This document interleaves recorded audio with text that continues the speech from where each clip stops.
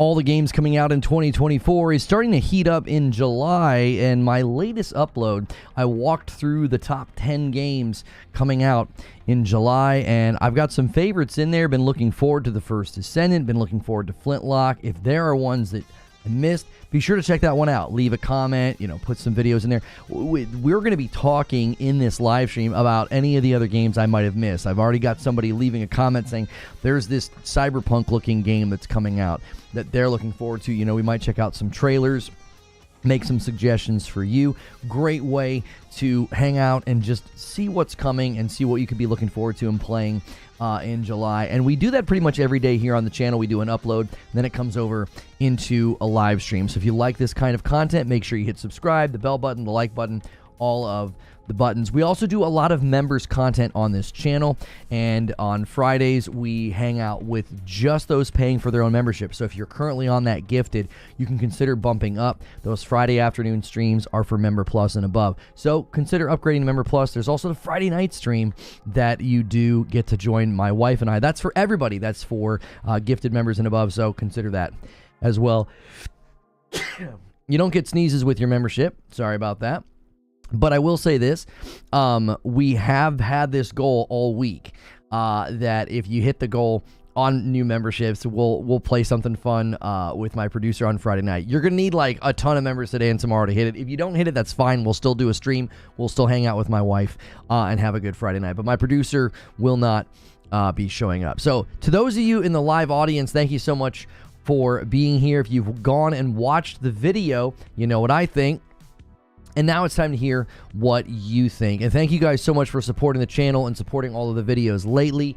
We did a lot of Elden Ring coverage this week, and now we've got a video up just sort of going through what I think are some of the top games coming in July. And we already had Han Shot first, and so did you from Stone Spire.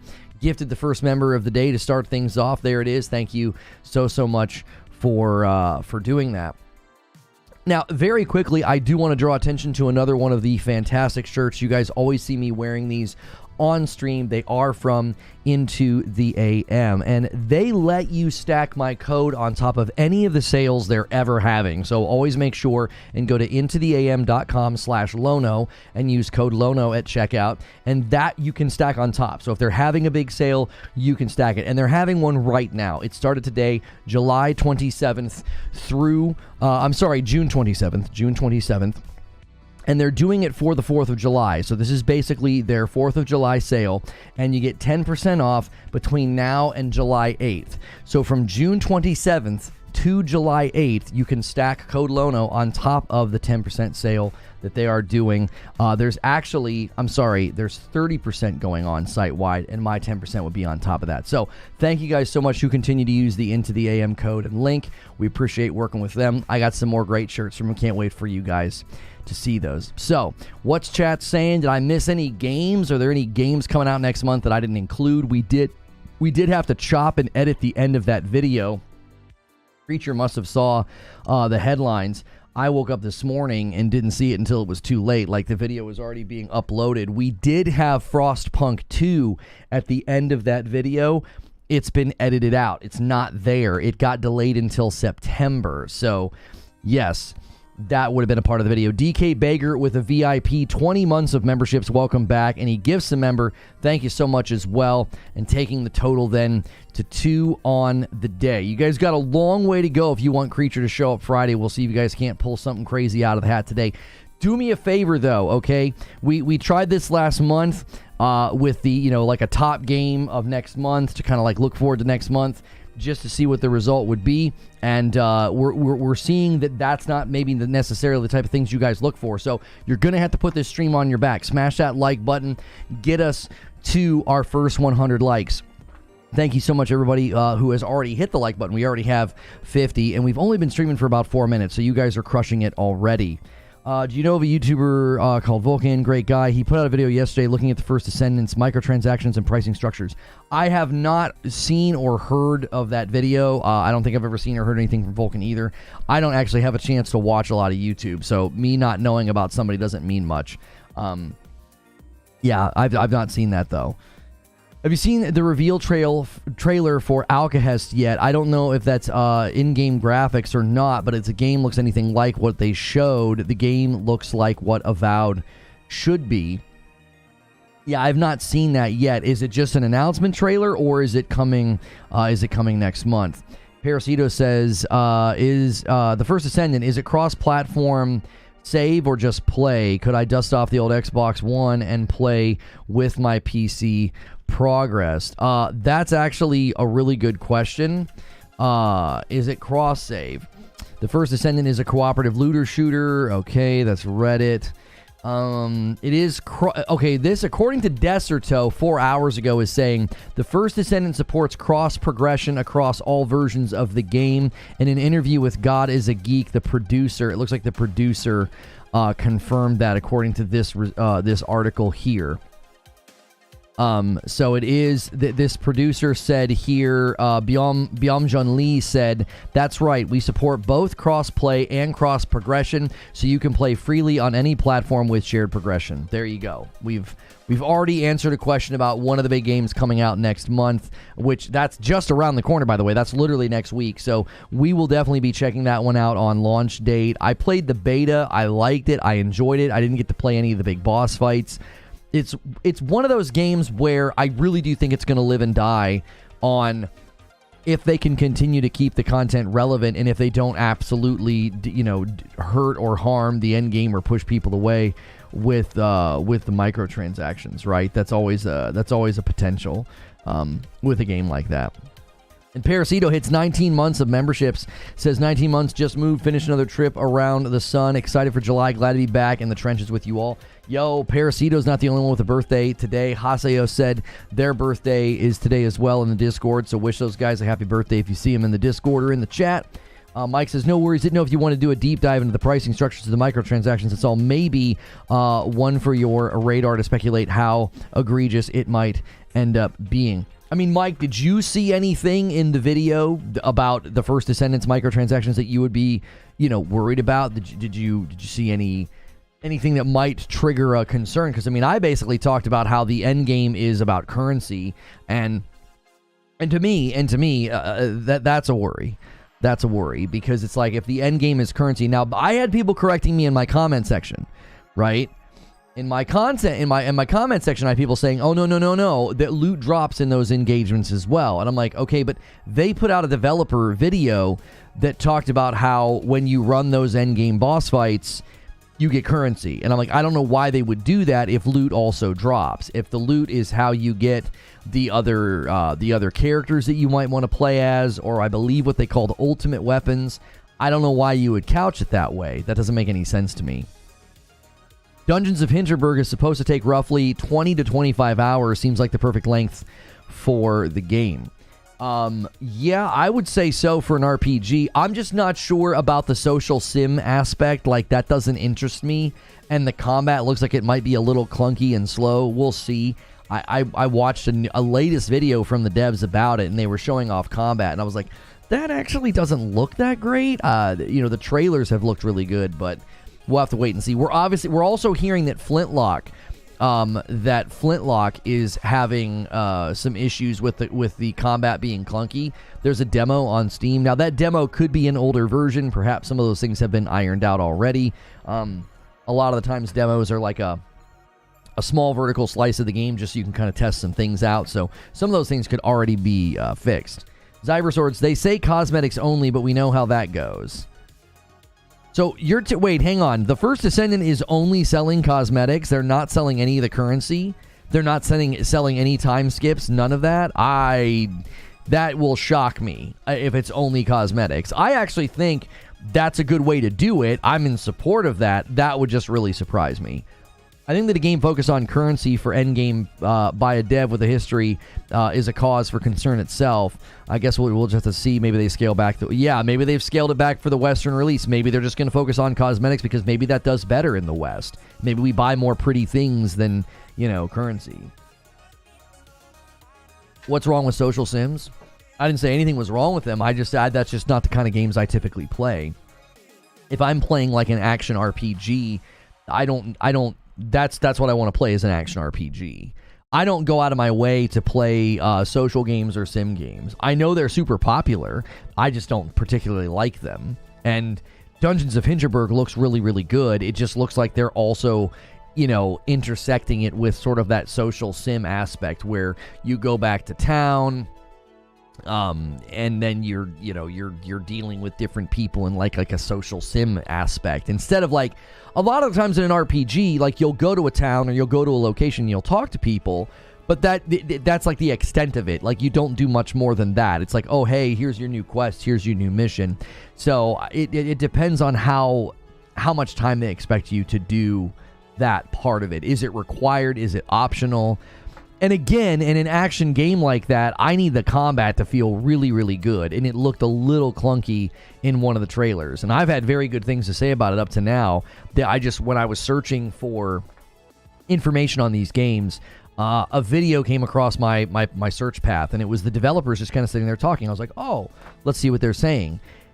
And they were showing some combat that looked like, looked like it was like having this like clunky pausing feel to it. And I'm not sure what was going on exactly. Maybe they were using an ability. Maybe, it was a particular enemy. I don't know. I was extremely busy looking for all the info on all these games. So I just quickly moved on. I just like tucked that away. I was like, yeah, that looked a little clunky. What is social sim? It's basically where you're interacting with NPCs and establishing like relationships with them and, becoming friends. And it's kind of like, it's not quite the same. Like imagine if in, Horizon Forbidden West, Aloy could increase her friendship with people or romance somebody. So when you go back to town, the goal is not purely dialogue to move the story forward or to get a quest. When you go back to town or go to a town, the goal is to seek out social simulated interactions that can then, change the nature of your player and the people around you. So I just don't have an interest in that. I'm like, I don't care to do that. Animal Crossing? I don't know if Animal Crossing would be classified in that way. Social sims are Persona without the dungeons and the combat. Yeah, we played one. What was it? The dating one. It was a goofy one. And it was like you would go and get in fights, and then you would come back, and it was like, what was that called? Something boyfriend. I swear we stream that on this channel. Loch Ness replied to my short. Great vids and content. Same. Looking forward to the audio side as well. Thanks. He says, I'm looking forward to all these titles as well. And JC left a comment on the video. He says, looks like July is going to be a pretty solid month. Great video, Lono. Keep up the great work. Thank you so much, JC. MTO. Lono putting an NCAA football surprised me. Holy cow. It will likely be a huge game. It'll likely be a huge game. Like, I'm obviously not going to play it. I'm not going to play it, but I think it'll probably be pretty popular. I think the wiki that I found said it's been like 10 years since they've done a game like that. Jez Corden breaking that Amazon will be partnering with Xbox to deliver Xbox Cloud Gaming via Fire TV devices. I mean, that makes sense. Digital Foundry says, today on Digital Foundry, we've been hands-on with Astrobot, PlayStation 5, and it's everything we hope for. Oh, nice. Getting some good updates on that game as well. Wolverine, good to see you, Wolvie. I know this isn't the biggest football hub, but in July, NCAA is going to explode the tons of content and excitement. The fan base of college football could cause shifts. I mean, college football is a big industry in America. It's big money. I mean, it wouldn't surprise me if the game does very well. Wouldn't surprise me at all. Guys, take a quick second, smash that like button. If you're coming in, you're lurking, you're sitting back, you're enjoying the show and the vibes, just kind of chilling today, talking games. Like, no, it's one particular topic. Just, man, these are the games coming in July. Let's get those first 100 likes. Make that your ritual every time you get here. You watch the upload first. Always watch that upload first. We're getting comments from here. You guys are getting featured in the live here. Citizen JV left a comment. Says, Flintlock looks dope, but we'll wait for reviews on it. But the First Descendant will most definitely have my investment. Even if the microtransactions, I won't touch them. I mean, that sounds like a plan. And Risick, kicks things off with the first vibe bomb. We've had 2 singles, but that's the first vibe bomb of the day. Thank you so much, Rissick, taking us to 7 members. You guys are going to need a massive, massive member train today and tomorrow. I mean, you've done it before. We've had days where you guys have gotten 400, 500, and 600 members in a day. So it's not beyond the scope of possibility. But you're going to need like 200 members today and 200 members tomorrow if you want Creature to make an appearance on Friday night. We were going to play Party Animals. We could always divert and just turn it into another Fall Guys community game night where we make Creature play with us. Whatever you guys want, we'll let you vote. It'll be up to you, but you got to get it. You got a long way to go. If not, it'll just be Madam and I hanging out with y'all, which we do every Friday night, regardless of the goal. We always do that stream with you guys on Friday night. Don't be surprised if you see NCAA and Game of the Year conversations. I don't think sports games or racing games ever, I don't know if they ever get up there, Wolvie. And here's the reason why. It's not because the games lack the quality, or it's not because the games lack an audience. It's because of the jury process. So the jury process is going to lean on the gaming press as well as YouTubers and all these different people that are going to be voting. And a sports game and a racing game is always going to struggle to have the broad appeal. There are going to be pockets of review outlets, reviewers, YouTubers that are just like, I didn't even touch that game. I don't play those games, right? So it's already, I think it's already behind the 8 ball at that point because it's just going to have less people voting for it. I just don't think so. I think you're going to see some surprises this year. I think Astrobot's going to potentially get up there. I think the front runner is Final Fantasy, but I think you could see Astrobot surprise everybody, get up there. Black Myth Wukong could likely surprise everybody and get up there. I think some of these, out of nowhere titles, that are kind of scrappy. And again, broad appeal. Frostpunk 2 is not on the list. The game got delayed to September 20th. Yes, thank you, Nate Dogg. If you guys are like, hey, you're calling me out. You're like, where's Frostpunk 2? It got delayed at the 11th hour. Thankfully, my editor, my producer, my partner in crime here, he basically saw that in the news feeds. He yanked that out of my video. At the end, I was like, wait, what did he edit out? And I had completely forgotten. I had recorded a section for Frostpunk 2, and that one is now been delayed to September. So, no Frostpunk 2 next month. Sorry to everybody who was looking forward to it. Horizon 5 deserved the nod, in my opinion. Sports games peaked years ago. There's no competition anymore. The genre is stale due to licensing nonsense. Would not be surprised if it's one of the highest selling games. Oh, for sure, Jake. Yes. Yeah. I said that in my video. I said this will likely be one of the biggest games in July. It'll be one of the biggest games this year. But I'm telling you, it's just going to struggle in the jury process. If it's nominated, you will see me crawl out like Gollum begging for the precious. I mean, listen. If that game gets up there on the podium, Wolvie, I will be shocked. I think we both know it won't win. But if it manages to get up there and get a nomination, I'll be shocked. Just, again, because of the jury process, I just think it has so much working against it. Because you're just going to have people that are like, yeah, I don't really like these games. A lot of the outlets don't even have somebody that could play it and know what the heck they're doing, right? There's a big difference. But imagine me trying to review the game. It would be a disaster. I'd be like, I threw the football a lot and it was really cool, and I got tackled a bunch. All right, it was football. I'm not going to even have a frame of reference for how to judge that game's quality. And I think that's going to make it hard for it to get any kind of a nomination.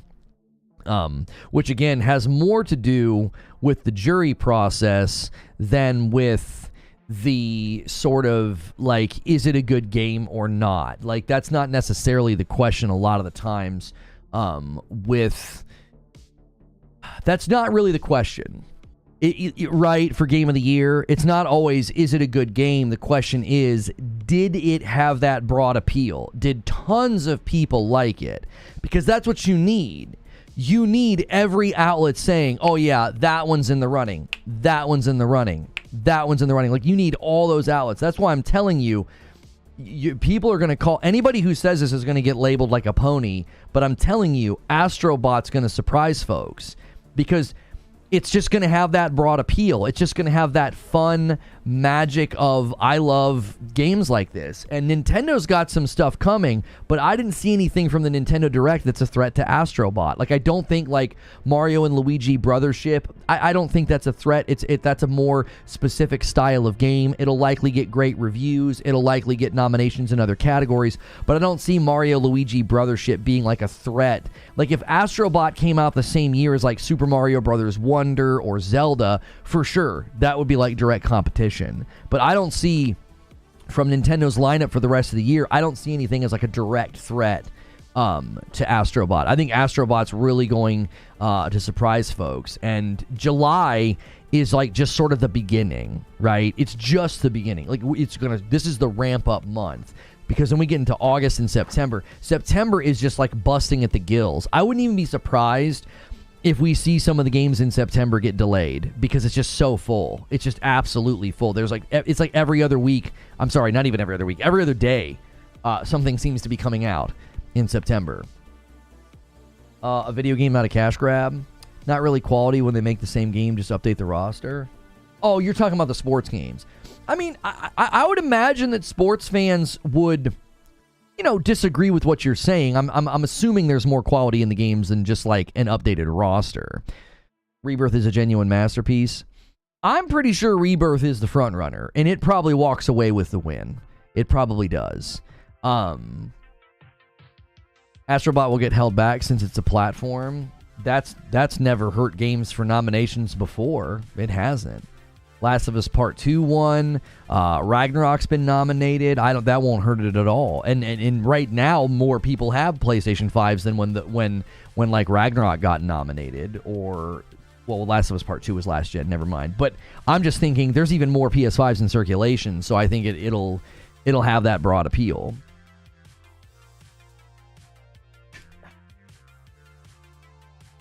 No, Crowded House. Is that the one that Asmongold reacted to, where the guy showed how, like, blocking is the most effective in most encounters, jumping is next most effective, and rolling is, like, the worst thing you could do?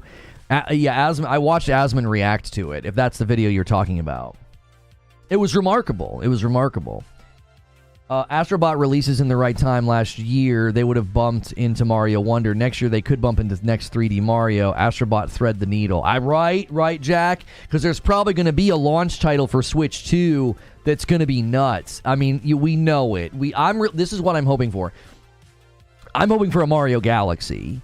I liked Mario Galaxy 1 and 2 better than Odyssey, and that's what I want. I want to return to Mario Galaxy. I know they won't do it, but man, oh man, I loved Mario Galaxy. And Astrobot reminds me of that so much. So, it's worse than updated rosters. They remove features. Well, I mean, it's been a really, really long time since there's been a college football game. So, I think it'd be tough to say they're going to remove features or they're going to just update the roster. Like, it's not like they had one out just like last year or something. We got some more comments here. New Trails game starting a new arc. Can't wait. Nice. Jason F says great video. Thanks for the visit, Jason F. Appreciate you. Lido says pretty hyped about First Descendant. Hopefully it won't end up being another Warframe type game. Agreed. Agreed with you, Lido. Good to see you, Lido. Yes, and as mentioned in the video, Marvel Rivals, they're having their signups for their beta. You can sign up beginning on July 20th for PC players, it says. So the Steam playtest signups are on July 20th. So Marvel Rivals is next month as well. Beta. It's a beta, but still, I think that's going to be a potential significant game there. The EA College Football 25 teams recorded 68,000 lines and over 870 hours worth of voices.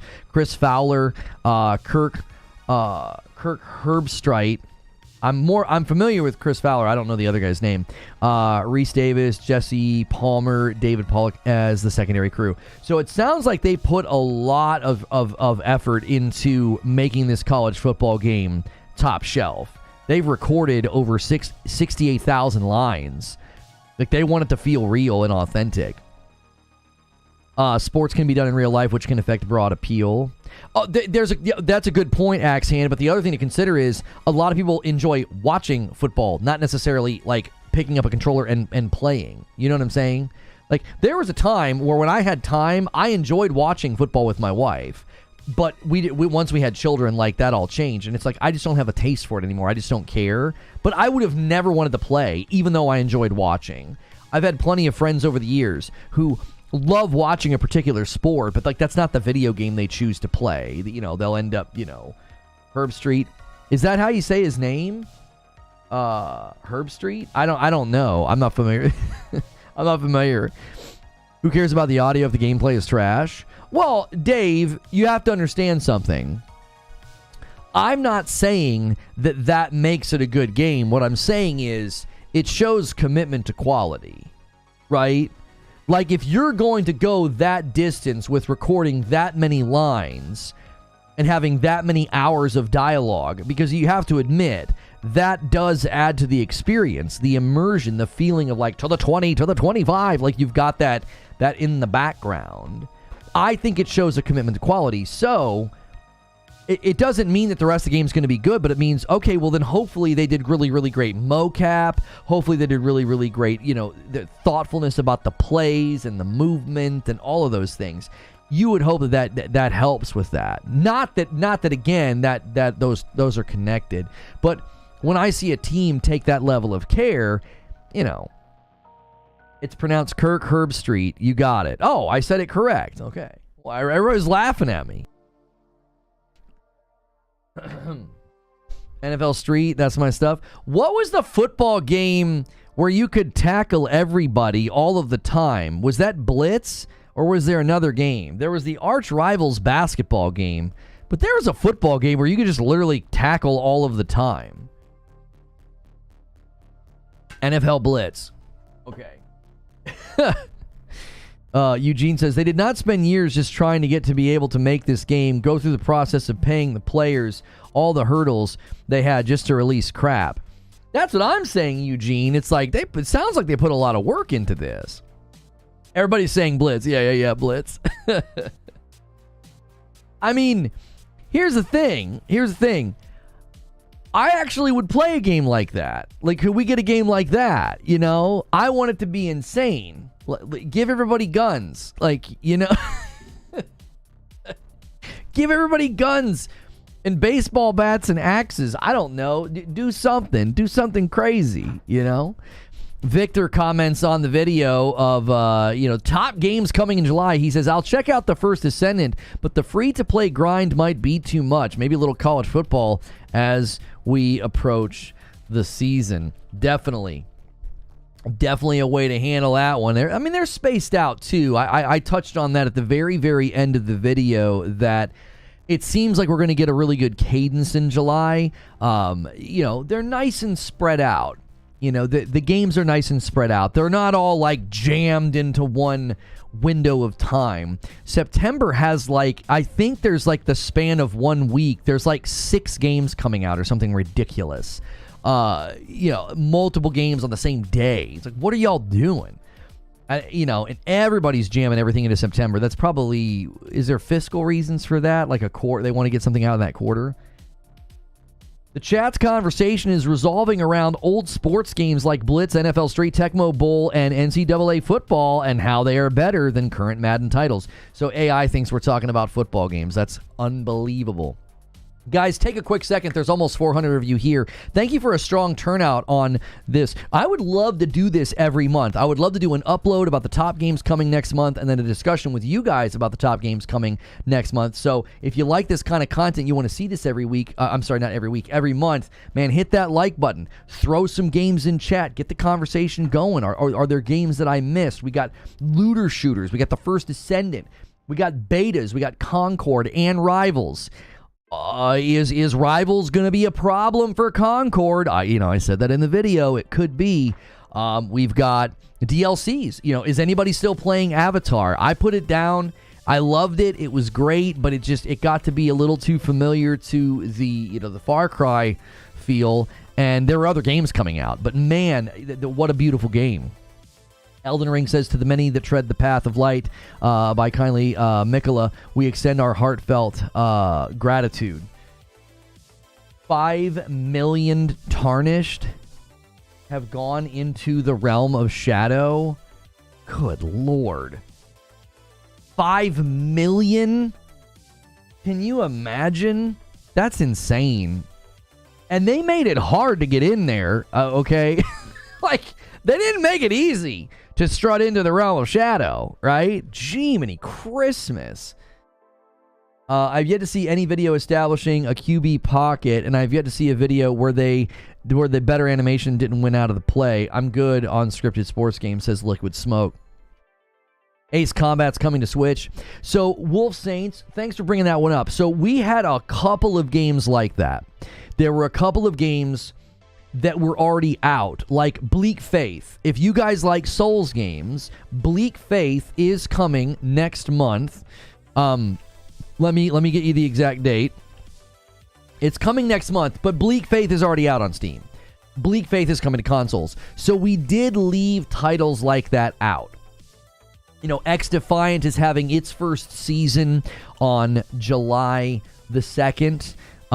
Last Epoch's doing something. Bleak Faith is hitting PlayStation 5 and the Xbox Series X and S on July the 5th.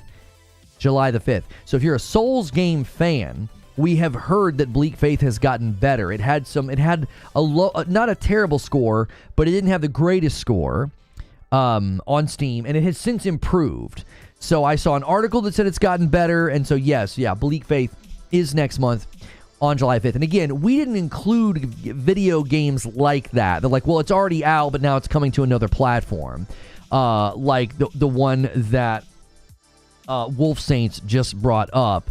That Ace Combat Skies Unknown, which is basically Ace Combat 7, that is coming to the Nintendo Switch on July 11th. I didn't want to jam a bunch of stuff into the video that was like, well, that's not a new game, that's not a new release, that's a game coming to another platform.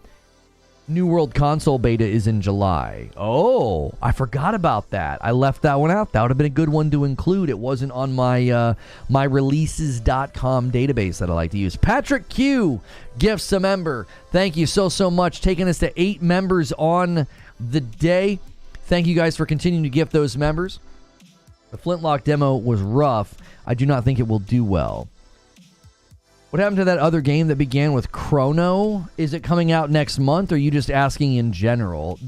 I swear there was something on here that said Chrono. It was like I think its artwork was like red. No, I'm sorry, Exophobia. Exophobia actually looks really, really cool. It's basically like an old Doom style, Wolfenstein style shooter. And this one's next month as well. Very much in the vein of like, you know, the flat 2D sprites of like a Wolfenstein, but, you know, maybe sort of the speed and the bombast of like a Doom. This one is coming out next month as well, and that's Exophobia. Exophobia hits looks like all platforms. PC, PS4, PS5, Switch, Xbox One, Series X, like literally every platform. And that is going to be on July 23rd.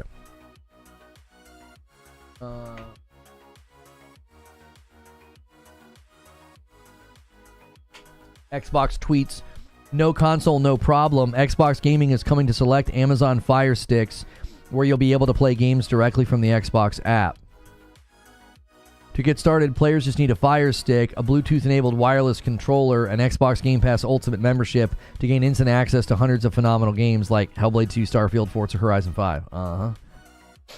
They're pushing that, dude. They're going to keep pushing the no console needed thing. They want to try to expand their market reach with people that are, you know, playing through TVs, Fire Sticks, cloud, etc. It's a bold strategy because I don't know if a lot of those people... If you currently don't have a console or a PC, are you going to be compelled by Hellblade 2, Starfield, and Forza? Forza maybe because it's a car game, but like I just don't know. I don't know. Nightfire says Lono called it. What did I call? Couple other things happening in July. Dead Link is a cool looking game as well, and that one has been on PC for a while as far as I know. I don't know the exact release date.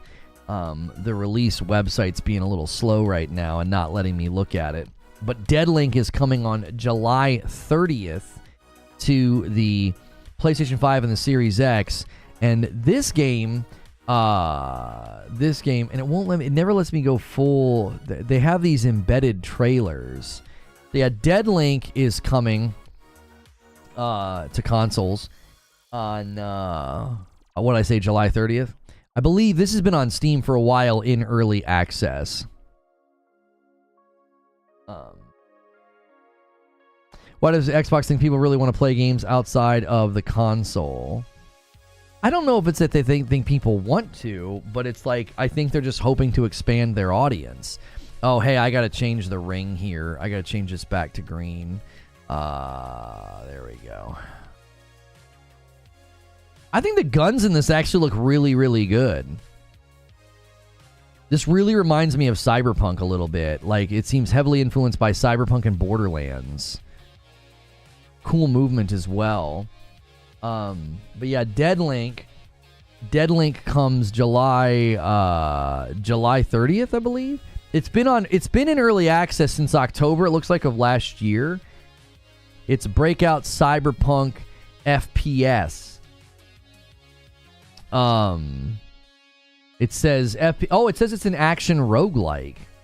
It has roguelike elements. Okay. All right. I was hoping it would be co-op. My wife and I are looking for a co-op rogue shooter. We really enjoyed Gunfire Reborn quite a bit. Think about it. Consoles need a specific system design and fans. If your TV is running these games outright, they'd explode. Yeah, I mean, you've got to run everything through the cloud. TVs aren't built for that. Do you guys, I'm curious what you guys think of that. With Concord doing their beta test next month and Marvel Rivals doing their console beta test as well. Do you see that as a problem? I mean, you might not even be confident in Concord as it is. I'm not that confident in the game as it is. I did see somebody, I believe it was Stella from IGN, she indicated that she's got a preview coming, so there are going to be some previews landing about Concord. She seemed really excited. Now, I couldn't tell if she was excited to be, like, publishing something where she, like, had, like, a really good time, or is it because, like, she was excited to be, like, getting to do a preview? It was hard to tell. Maybe it's a bit of both, but Eugene thinks it's totally different audiences. I just don't think so. I don't understand how you can look at Marvel Rivals says, hey, we're a 6v6 PvP hero shooter, and Concord's like, we're a 5v5 PvP hero shooter. And you're like, yeah, but one has more gunplay than the other. One's first person, one's third person. Okay. I don't think that matters. Like, I really, really don't. Like, for example, Call of Duty Warzone is first person. And PUBG and Fortnite are third person. And yet they compete for similar types of players. Same with Apex Legends. Yo, MASH comes in with the 20 bomb and takes us to 28. Unbelievable. This man needs a tag team partner or you guys are never going to get to the goal this week. MASH out here just absolutely dropping bombs to keep things going. Eugene says, someone willing to pay for Bungie DNA PvP isn't the same looking for a superhero game. Okay, it's a Venn diagram, though, Eugene. You've got to at least admit that. Like, when Apex Legends hit the scene, first person from the makers of Call of Duty and Titanfall, tight first-person shooting, and they got heroes with abilities. Nobody said, well, yeah, that's going to appeal to a whole new audience. It was like, no, it's a battle royale. It's going to be competing for the battle royale crowd. And a 5-bomb comes in from Parasito, and he takes us to 33. We're off to the races now. Maybe a little member train starting. We'll see. Like, I don't think anybody looked at Apex Legends and they were like, no, it's going to appeal to a whole new audience because it's first person and it's heroes. It's not third person like Fortnite, and then PUBG has the option to do both. But you see what I'm saying? Like, Apex and COD compete maybe, Fortnite and COD aren't. I think you're dreaming. I think it's a Venn diagram. Like, I think that the people who love COD type games and Fortnite and Apex, they all overlap. There are people who like all three. There are people who like two of the three. Like, that's what I'm saying to you. If you like that type of game, like arena hero shooter, you're in a small, map, 6v6, 5v5, and you like having heroes, both of these games are going to appeal to you at some level. And so you're basically going to be splitting. Like, instead of having a whole bunch of people that are like hungry for a brand new hero shooter, they're going to split. There are going to be people that lean towards Marvel. There are going to be people that lean towards Concord. And I think it's going to help. I think it's going to hurt Concord in a way. I haven't touched Overwatch 2. I won't touch Marbles, but I'll give Concord a chance. Sure. I'm talking about the type of people that right now are like all about the hero shooters. Fortnite took reboot cards directly from Apex. To think that Fortnite isn't competing with the other two games is silly. That's what I'm saying, dude. Isn't that 33 Immortals game supposed to come out this summer? It's supposed to be out this year. I don't know if they said summer, Kumi. I don't remember what they said.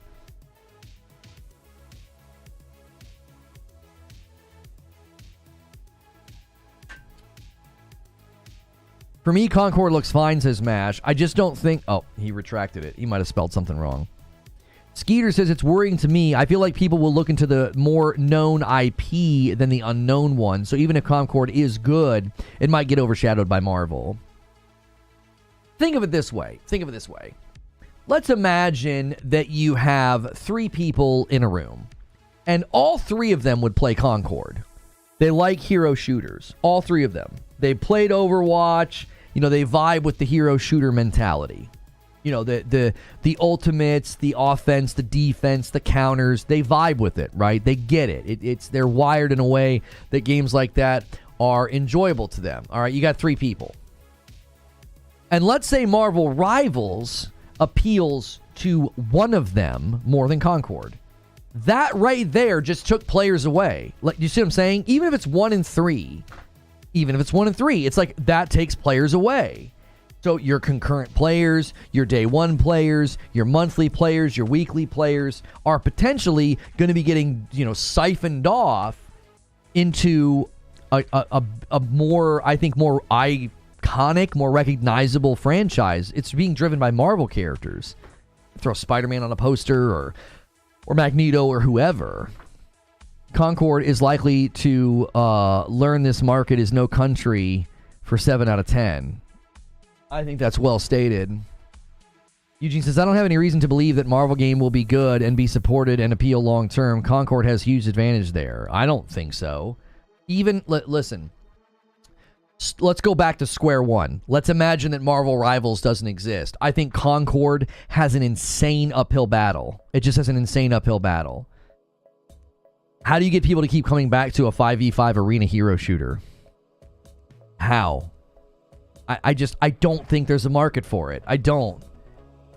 How many games in the market right now are doing that and flourishing? How many? I don't think there's a market for it. I think Battle Royale completely changed the landscape. It did. It 100% did.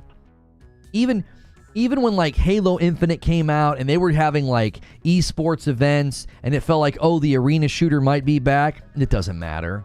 The audience isn't there for it. The players aren't there for it. There aren't enough people that want to play that kind of a game anymore. Battle Royale changed everything. It's like that scene in There Will Be Blood, drainage. It's like all of the players that you ordinarily would be able to market a game like Concord to, they're hanging out in a Battle Royale right now. Fortnite, Apex, Warzone, PUBG. That's where they're hanging out. People that like the more stripped down gameplay, I tell you where they're hanging out. They're hanging out in CSGO, they're hanging out in Valorant, and maybe Overwatch 2. I just don't think there's an audience for it. So even before we get to the conversation about Marvel Rivals, I do not think there's a large enough audience to play a game like that long term. Keep in mind, I'm talking long term. I'm I'm not saying that Concord won't be fun. I guarantee you. Watch it happen. Previews and the reviews will be great. Oh, it's fun. Surprisingly fun. Had a blast. 2 months later, that's the test. The test is never, is it fun? That's never the test. Never has been, never will be. That's just an assumed thing. The game has to be fun. It's got to feel good. It's got to have tight shooting. It's got to be responsive. It's got to be enjoyable. That's just assumed. If the answer to that question is no, then there's no worth this. We're not even having a talk about a game. We're talking about a bomb, right? If it's fun, that's a given. My question is, what in 2 months? Who cares? It happened to Splitgate. Splitgate shoots out of a cannon. They don't even have enough server, capacity. They got a boost server capacity. Everybody's loving it. Everybody's talking about how fun it is. Streamers are playing it. It's having a moment, and then nothing. Nothing. A month later, it's nothing. Like the player base is dwindling. How do you keep people in a game like that? I just don't get how you do it. A team has experience to do long term. Yeah, that team has experience with a game that always leaned on PvE to keep its game alive. We know this to be true. PvP never kept Destiny alive, ever. It was always the smallest portion of the base. If you would have gone a long stretch with 0 PvE, Destiny would have died. Let's ask the question, what side of Destiny got the least amount of content for the longest stretches of time? PvP. Why? Because they knew. They're like, that's not the core of our audience. That's not the crux of our audience. They don't have a clue how to keep a PvP game going because they barely kept their own going.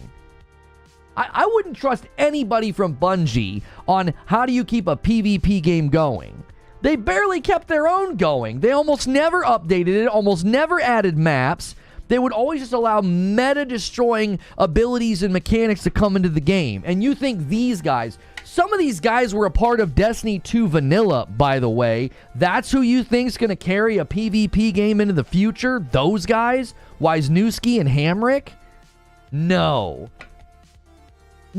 No. I think they know how to make tight shooting, and I think they know how to make maps, and I think they know how to do abilities. That doesn't mean anybody's going to care about your game in a month. I think they're facing a massive uphill battle. And another one, a 5-bomb from Risic takes us to 38. Unbelievable. Thank you so much. You guys need 200 today and 200 tomorrow, and I'll make you a deal. What would I owe you? I would owe you 40 if we did that. I'll do a 50 bomb if we do that. If you guys can get to the 200 today, I'll drop a 50 bomb on chat. Let's get somebody to match that. Somebody else match that. If we get 200, we're going to go heavy with the bombs. Failures are required before success? Oh, come on. I appreciate you taking this position, Eugene, because I couldn't disagree with you more, and I think it makes for a great discussion and a great debate. But I'm here to tell you, they never got Destiny's PvP to a place where I would be confident in that team doing a PvP-only game. I would be confident at all.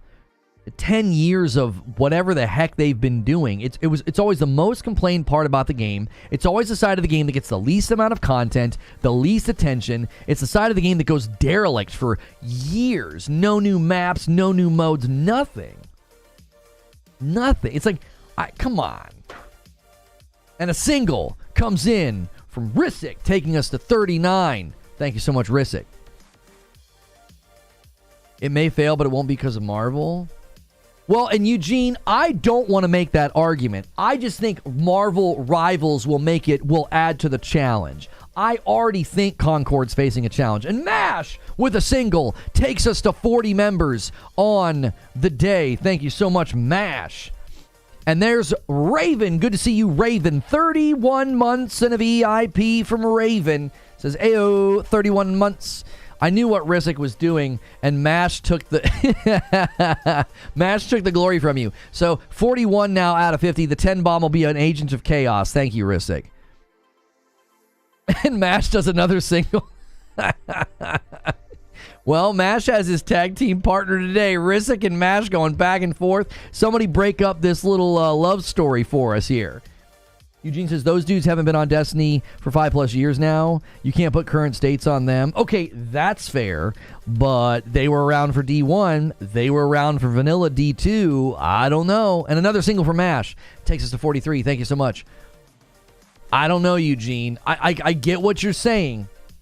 And listen, I am not at all arguing that Concord will fail because of Marvel Rivals. I think Concord faces an insane uphill battle, really hard to get people to keep coming back, and Rivals will add to that. And a 5-bomb from Raven, and a 10-bomb from Risic coming in right off the top rope, taking us to 48 and then 58 right there. Oops. And now we're on the way to 75, and another 5-bomb comes in from MASH. MASH has his tag team partners in force today, and another one comes in from Hilly and takes us to 64. Unbelievable.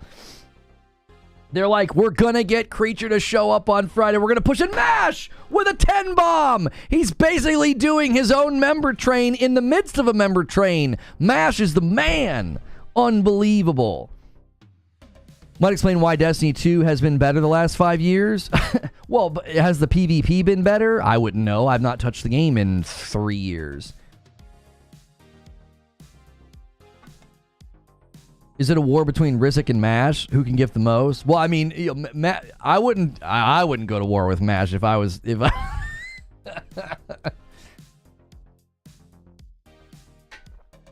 like when Wisniewski said they would never abandon double primary. Yeah, there you go. That's the kind of person that you're dealing with here, you know. And another one from Hilly rounds us out to 75. There it is. Porsche with a $5 super chat tip says Titanfall absolutely craps on Destiny's PvP. Keep up the good work. Glad that you're having these conversations, making gaming interesting. Well, thank you, Porsche. Let's go see if we have any new comments on the video from today. We don't. Guys, always remember, I read through a ton of the comments already, and I responded to all of them. So remember, anytime we do that upload in the morning, make sure and watch that first, and then leave a comment, and you may end up featured in the video. That video is actually doing fine. I was a little worried. I was like, the last time we did this, it didn't go that well. That video is doing fine. Thank you to everybody who tuned in this morning, watched it, left a like, left a comment. You could do that now. Go put it on like ×2. Not a long video. It's only 10 minutes. It's 10 minutes. It's the top 10 games coming in July. Leave a comment if I left any of your favorite games out, and you'll end up getting featured in the live show. Eugene says the PvP in D2 is constantly getting worse. Those dudes left because they wanted to make a PvP game and they were being held back by a PvE game. And I think that's a fair perspective, Eugene. It totally is a fair perspective. It is. What t-shirt we wearing today? I already did my little plug. I'll do it again. This is a brand new one from Into the AM. They have a site-wide 30% sale from now, June 27th, until July the 8th. And you can stack my code on top. Use code Lono, or you can go to intotheam.com/Lono. Thank you for asking about the shirt. Risic is the agent of chaos and pushes us past 75 to 76. You guys might be able to pull this off. You're going to need one of those banner Reforge Gaming days if you're going to pull this off between today and tomorrow. But you're well on your way. This is the strongest start we've had in 2 weeks. You guys are crushing it. They're genuinely nice looking shirts. They really are. The print quality is just awesome. I'm a connoisseur of t-shirts. I have lots of t-shirts over the years and worked with lots of t-shirt companies. And Into the AM stuff is top shelf. It really is. Do they have T-Che shirts? Unfortunately, they do not. My biggest gripe with Destiny right now is they refuse to do matchmaking for all activities outside of the raids and the Grandmasters. Like, serious, Bungie needs to get 2024 on to matchmaking. Well, if you guys are just tuning in, make sure you smash that like button. It helps this video find more people. We're talking about the top games coming in July. And another gift that comes in from Raven and takes us to 77. And what games are you looking forward to? We are talking about Concord, and we are talking about Marvel Rivals, because Concord's having its beta next month. Marvel Rivals is having its beta next month. And we're just talking about, does Concord have the ability to go the distance? And I don't think that it does. I don't know if any hero shooter right now could come out and go the distance. I think they're all setting themselves up to just not really go anywhere. It's not a matter of, is it fun? It's not a matter of, is it designed well? It's a question of, does anybody care a month from now, right? Ultimate bunny skin in the First Descendant. That's from the First Descendant? Jeepers. Good golly. Shenanigans. I loved playing with and against people and seeing what weapons and armors people were showing off. Any input on Once Human? Okay, so yeah, Once Human, thanks for asking about that one, because I think that's going to be one of the bigger surprises of the year. I think it's going to be one of the bigger surprises of the year. It is PC only right now. I don't know if they said anything about coming to console. I really struggle anytime I try to throw my weight behind a PC-only game, because it really limits who in the audience can get invested in the game. It's like there's a bunch of people here who are Xbox, there's a bunch of people here who are PlayStation, and then we have a bunch of people here who are PC. And when you chop off 2/3 of that, I think it makes it really, really hard for my audience in particular to really get behind a game. But I think it looks really promising. It does. Now, I think First Descendant is likely to get more coverage and more engagement and playtime from me because it's everywhere. It's free to play. That's a huge difference in my mind. Like, I think Once Human looks awesome, but that PC only thing, it's just like a bunch of my audience will say, well, we can't play. That happened to me with New World. A bunch of my audience was like, man, it's really fun watching you play New World, but we can't play. So I think New World coming to console could be good for that game. I don't know if Once Human has any plans for a console release. Yo, Christopher Wright with 33 months in a VIP. The First Descendant comes out on July 2nd, and personally, NCAA 25 hits on July 19th or 16th, depending on the version that you bought. Yeah, those are two games that'll probably be pretty big next month. They'll probably be pretty big next month, I would think. I think the NCAA will likely be one of the bigger games of the entire month, and First Descendant has the chops to take off and be super popular. People have waited a long time for it. It's a sports game, Agreed on the platform limitation, but it's free to play as well. Thanks for the comments. Oh, Once Human's free to play as well. Oh, I thought that, or were people paying to play early access or something, or was it also... Oh, I'm sorry, it wasn't early access, it was a beta. I'm getting myself confused. There's so many games coming out, I start to cross my wires in my brain sometimes. Yeah, right now, Once Human slated for a July 9th release, and I saw a lot of good feedback during the beta. I saw a lot of people having a good time with it. There were a lot of streamers playing it, and yeah. Could be a little breakout hit, It's got some familiarity to it. It looks like some games, you might have played before, but not in a way that makes it, it's familiarity that I think will give people a reason to play, not like, it looks like everything else. Like, there's elements of it that are like similar to things I've seen in The Division, but it's not The Division. You know what I mean? I think sometimes if you have that touch point with players, they're more likely to check your game out. They're like, oh, that looks kind of familiar. I saw people saying that the First Descendant looked like Forspoken, and I was like, no. I get it. The fast movement and the running around, but no, it's not even remotely the same. I didn't have guns in Forspoken. Like, you kind of did, but not quite. I ain't got the extra income to invest in a decent gaming PC, says Kumi. Maybe it's going to spend... you spend too much on guitars and amps and pedals. Well, Kumi, you could become friends with Zubair. He's really into guitars, and he's always upset that I don't talk about them more. I'd have to bet money it would have failed. Which game are you talking about, Ghost? Once Human is the actual version of the day before. Yeah, I remember... I think people speculated that Once Human's... their beta might have done very well and got a lot of attention literally because of the day before. People were just, kind of jonesing for a game like that. So.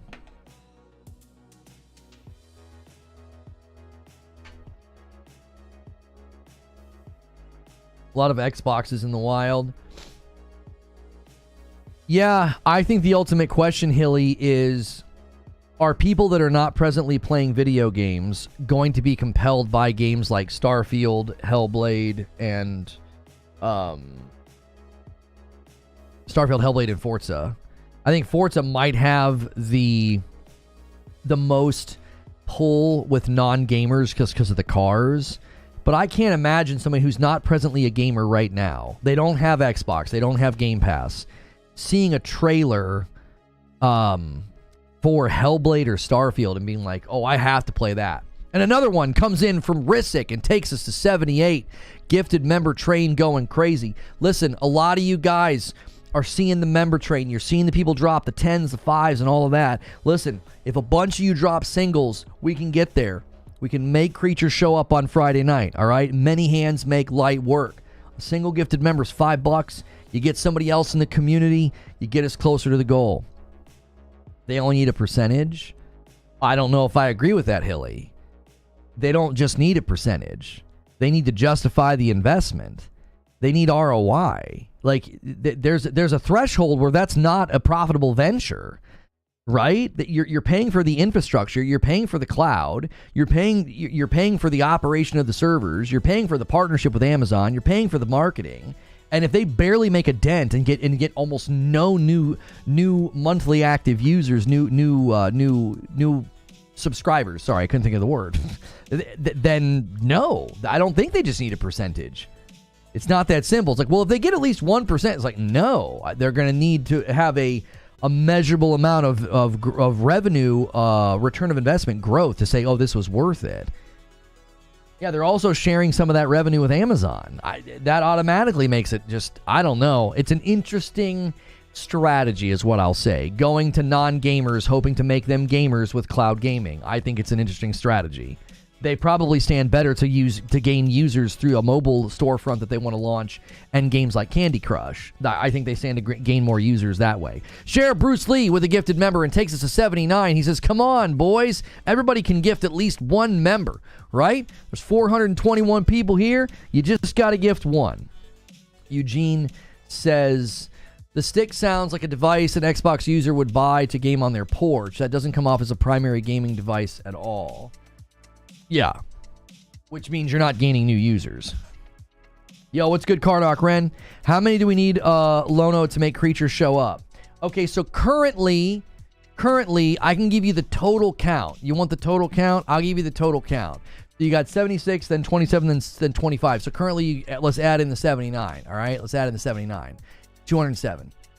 So you have 207 total for the week, which means you need 293 before tomorrow night, which means you would need 146 more today and 146 more tomorrow. I mean, let's just say it. You need 300 more. Then the 79. Ignore the 79. You guys are a chunk away. You could do it. We've had crazier days. We've had days where we get like 600 members in a day. Everybody loses their dadgum mind. That's what it's going to take to get Creature to show up tomorrow night. We do the Friday night stream no matter what. I don't take content away. This is like an extra thing that we do for the member goal. Like having my producer show up on a Friday night. Like that's not what he typically does on a Friday night. All right. So we do the Friday night stream no matter what though. Yo, what's good, Dark Taco? How are you? Let's see. What is Xbox thinking? Kid sees a trailer for a new game. Mom. We have to go buy a Fire Stick. Said no kid ever. No, I don't think they're thinking that. I think they're thinking about having broader market reach, right? Do any of these new games have nunchucks? Oh, see, we really need some gifted members now. Derek has fallen out of the pool. Everyone's missing the woods for the trees. You need ultimates to use the service. This is pushing people up and hitting another 200 million people. Right?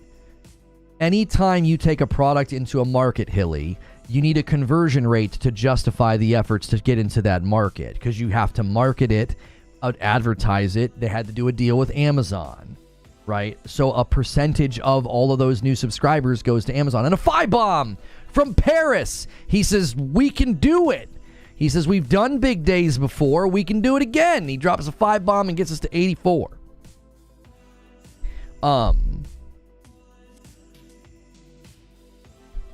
Are you drinking already?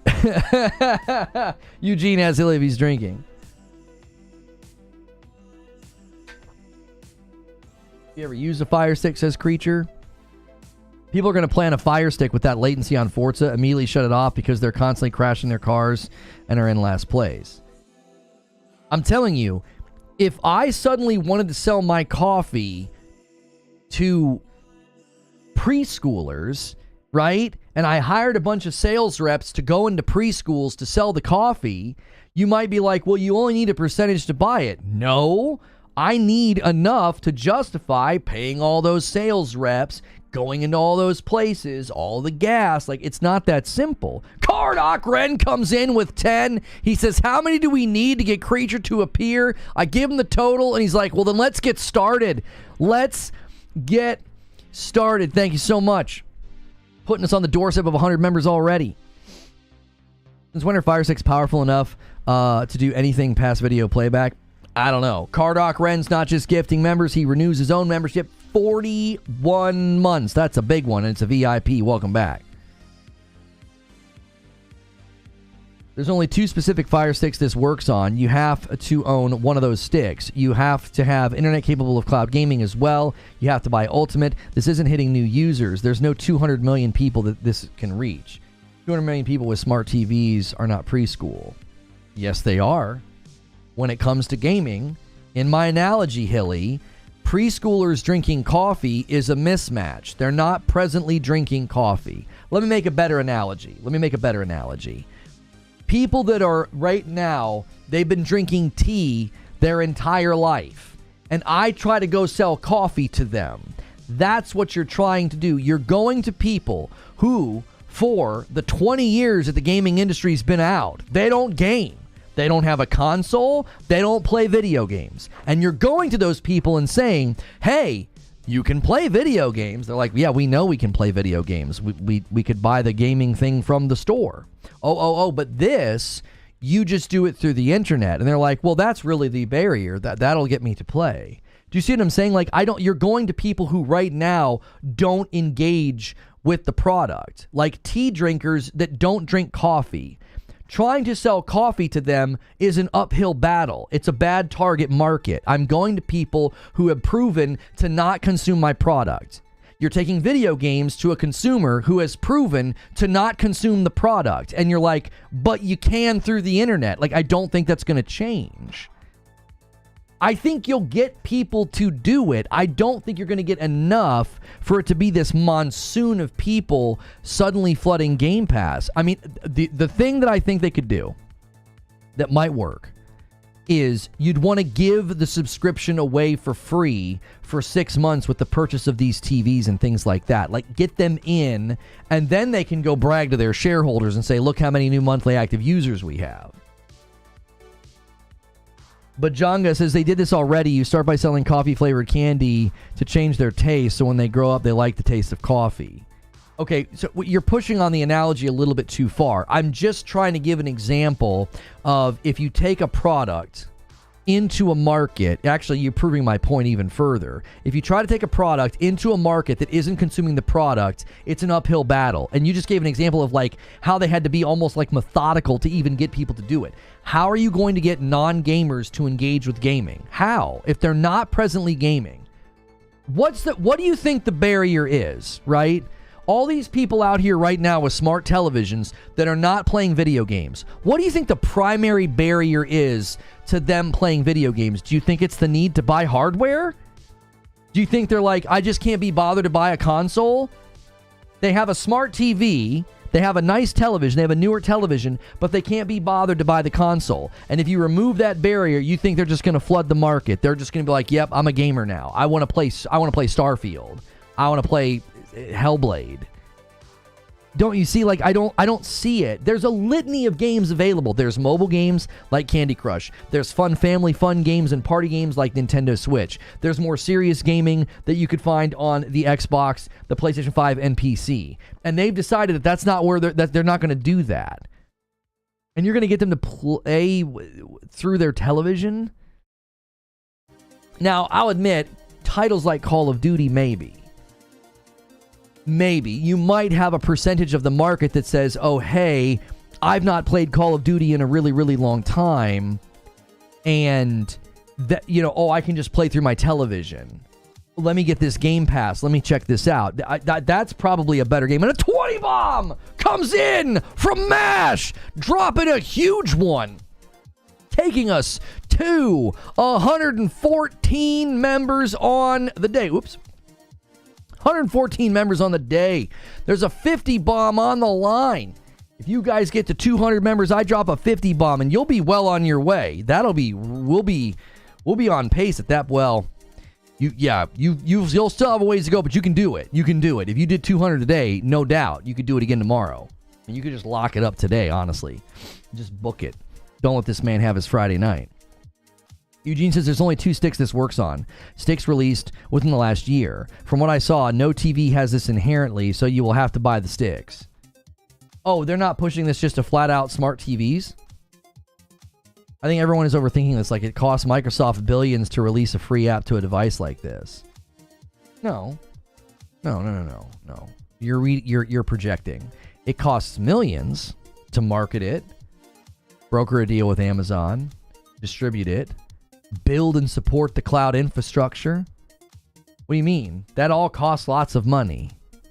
Raven with a gifted member takes us to 115. Raven with the beautiful setup, tempting somebody to 10 bomb, drop us to 125. Salty Gamer of 24 months, just watching you from the hospital, loving the content. Yo, what you in the hospital for? VIP, 24 months, a red badge. I hope you're okay, Salty Gamer. The Xbox app will soon be available on Fire Stick 4K Max and the Fire Stick 4K. For people new to console gaming. Oh, so just those two specifically. You don't make a deal with Amazon, it's free. So, Paul, you don't think there's a contract with Amazon and Amazon gets a cut of every subscriber that does it through the cloud stick?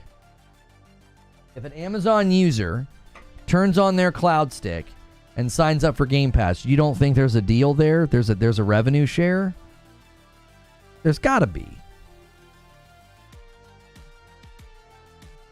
You think Amazon of all companies is like, no, that's fine. Yeah. You can put your app on our device. We don't need a cut. Like, what? What are you talking about? No, not at all. We're talking about Amazon here. They all take a cut. What do you mean? If you do anything on your iPhone, Apple gets a cut. If you do anything through an Amazon device, they're going to get a cut. What are you talking about? That doesn't even make any sense. Amazon has their own cloud gaming through Luna. Right, they have their own thing. Like, what are you talking about? Phil Spencer is on record saying that he views Amazon and Google as their competitors. And you think Amazon's like, yeah, that's fine. You can put your gaming cloud service on our devices and we don't need a cut. Every app is free on the OS. All right, Paul, I'm going to try this again because I don't feel like you're considering the bigger picture, or maybe you're not listening to me.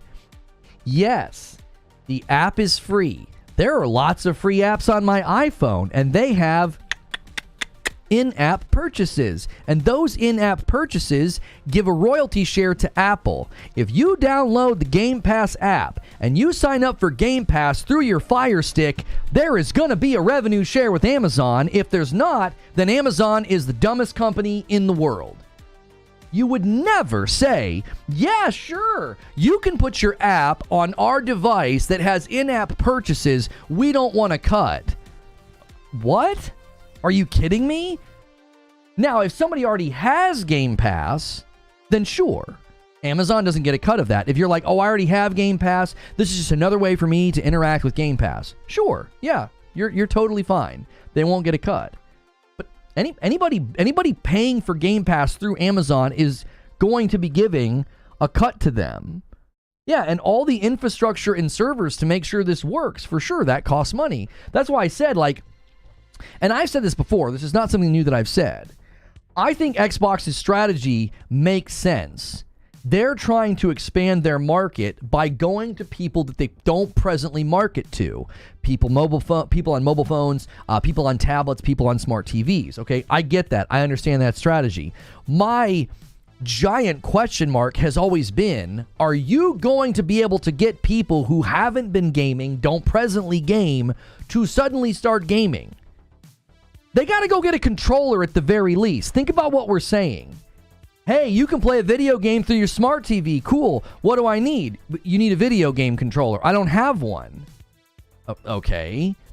So a non-gamer track with me here. A non-gamer who doesn't own a console and doesn't game is going to go to the store and buy a controller so they can play a game through their television.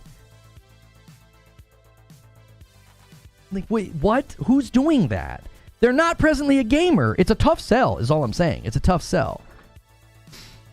We were having nice chat. Paul is hi. Microsoft has Azure and would love everyone to play through that, but they said that they are selling everywhere and selling through AWS will cost money, just like selling on Sony, Nintendo, Steam. Please ignore Paul. He speaks for Paul only. Focusing on non-gamers instead of actual gamers does not make sense. I'm here to tell you, they stand to make the most money and the most growth with Game Pass through mobile gamers. I'm telling you, that's where they stand to make the most. And then I think Phil said they see room for growth on PC Game Pass as well as the Japanese market, on PC specifically. So again, you got to think about what he's saying there. Like, if you're going to the PC Japanese market, you're going to an established market of gamers and you're marketing your product to gamers. And if you go to mobile gamers and you come up with a Game Pass version of Game Pass for mobile gamers, you're going to gamers. Going to non-gamers and being like, you can play a video game through your TV. It's like, no. I'll tell you what they're doing.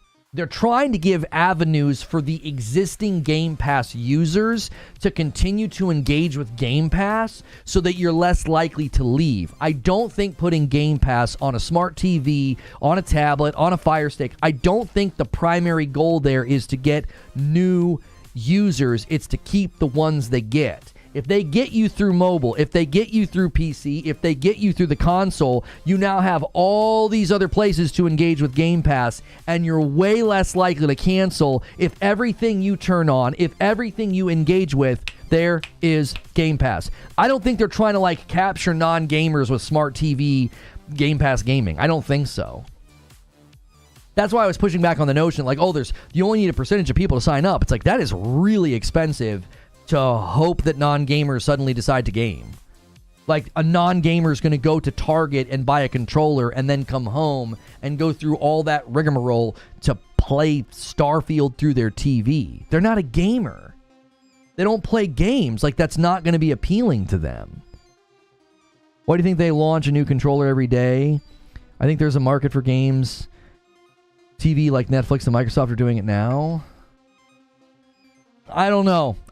If I'm trying to imagine what Microsoft's overall strategy is, I don't think it's about getting new monthly active users who presently don't play games. It's about keeping the ones that they get. If they get you to sign up on Game Pass on PC, console, I imagine there's going to be a mobile storefront for Microsoft, and that mobile storefront will have a version of Game Pass for mobile users, right?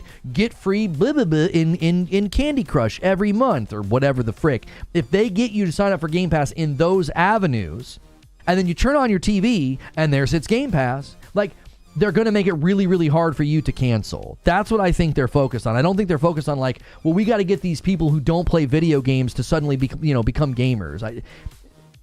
To say that the console market's not growing, as Phil has said, and then to act like you're going to get growth through the TV, that's backwards to me. You can't concede that the console market's not growing and then be like, but we're going to get non-gamers through the television. Like, what? Eugene said, like I said, this is so current Xbox Game Pass users can game on their porch when the weather is nice. Right. It's always with them. Yes. I tend to agree with that. Dave, you're talking in the wrong chat in the Discord. I think they're trying to create new gamers too, says Alapark. I just don't think a gamer is created through just access and alleviating budget concerns. Yeah, I mean, it's an interesting debate. If I'm Xbox, I do not think they're sitting here thinking, well, we're going to get a bunch of people to sign up brand new through their TV who don't play video games.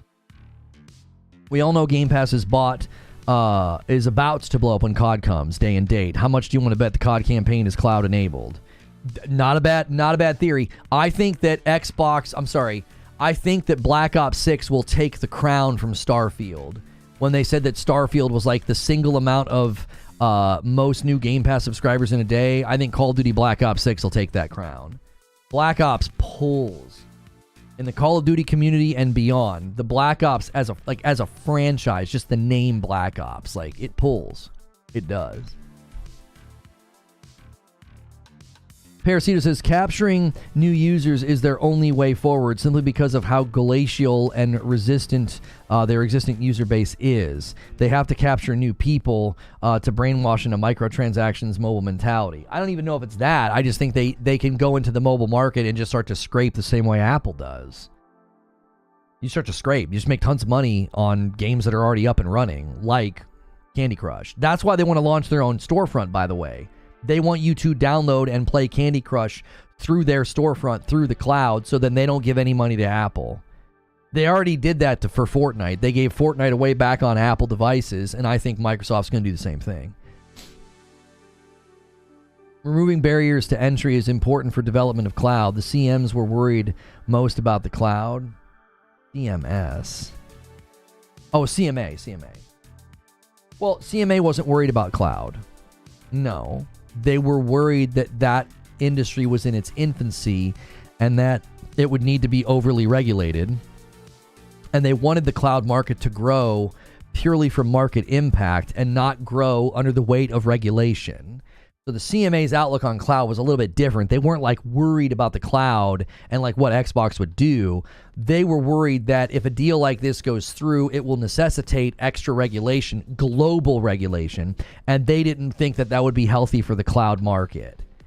They were like, yeah, the cloud market needs to grow from market impact, not under the constraints of regulation. Black Ops is crap. Black Ops 1 and 2 are, I think, the two most sold Call of Duties ever. What are you talking about? Black Ops pulls. Off topic, member incentive to return to Ghost Runner with Ghost Runner 2. Oh, Sven, I don't know. You know, that could be a rage game, maybe. Friday Night Rage game. Oh, I saw that clip this morning, Eugene, of Phantom Blade Zero. I thought I dodged that. You just dead. It's an awesome clip. Not a COD guy. Will never pay $70, but I'm for sure we'll play Black Ops 6 on Game Pass. Yeah, Black Ops 6 is going to break the record, I think, for most Game Pass subs in a day, for sure.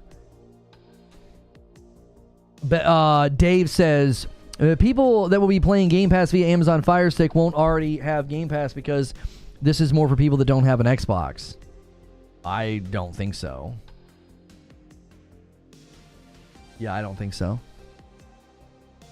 I don't think there's a lot of people that will sign up that don't already... Like, if you're not presently gaming and you happen to have a Fire Stick, I don't think you're going to sign up for a $16 a month sub fee to play like a racing game or Starfield or Hellblade. Like, it doesn't make sense to me. If you're not presently gaming, I think the easiest avenue for getting a non-gamer into gaming is through mobile games or like goofy, silly party games, like more like Nintendo games. I think that's way more accessible than... I think Forza is their best bet because, again, it's cars and the cars look good and like Forza Horizon is beautiful, but I don't know.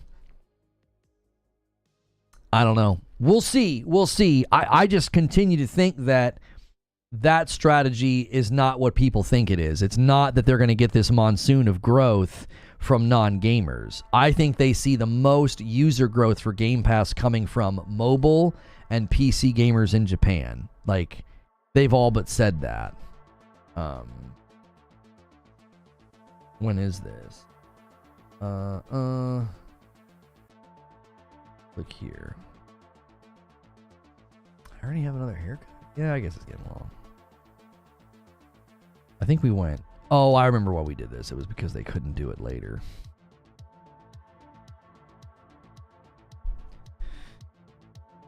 Can you play cloud through your Xbox? Why even do it through the Fire Stick if you have an Xbox? Oh, I mean, this is to give you more access points. It's not necessarily to replace your Xbox. Like, yeah. I mean, I could certainly see getting some conversion with like Fallout for sure. Yeah, hey, Fallout, you like this TV show, come play the video game, right? I would worry, Paul, about a non-gamer having their first gaming experience be a Fallout game. Like, I like Fallout 4, dude. I spent like 110 hours in that game. But if a non-gamer is like, let me see what all this video game stuff is about, and you drop them into Fallout 4, I don't know, dude. I don't know if that's the best first touch point.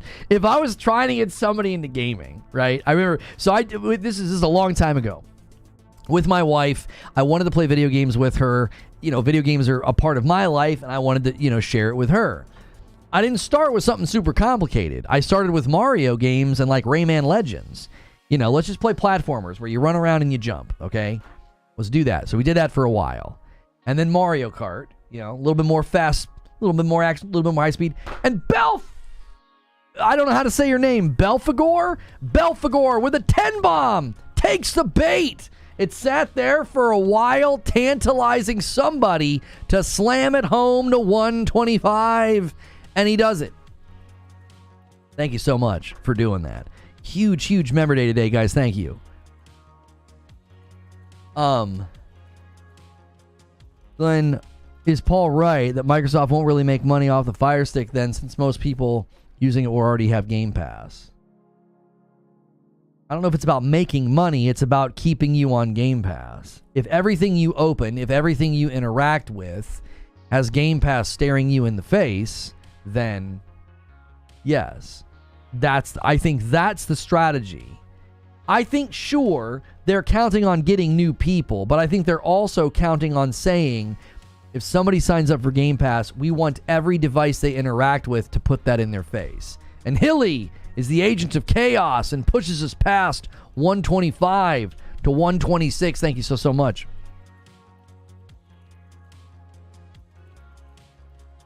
Every 25, I give 5, and I committed that if you guys hit 200, I'll drop a 50 bomb. I would only owe you 40. I'll drop a 50 bomb. That's an extra 10.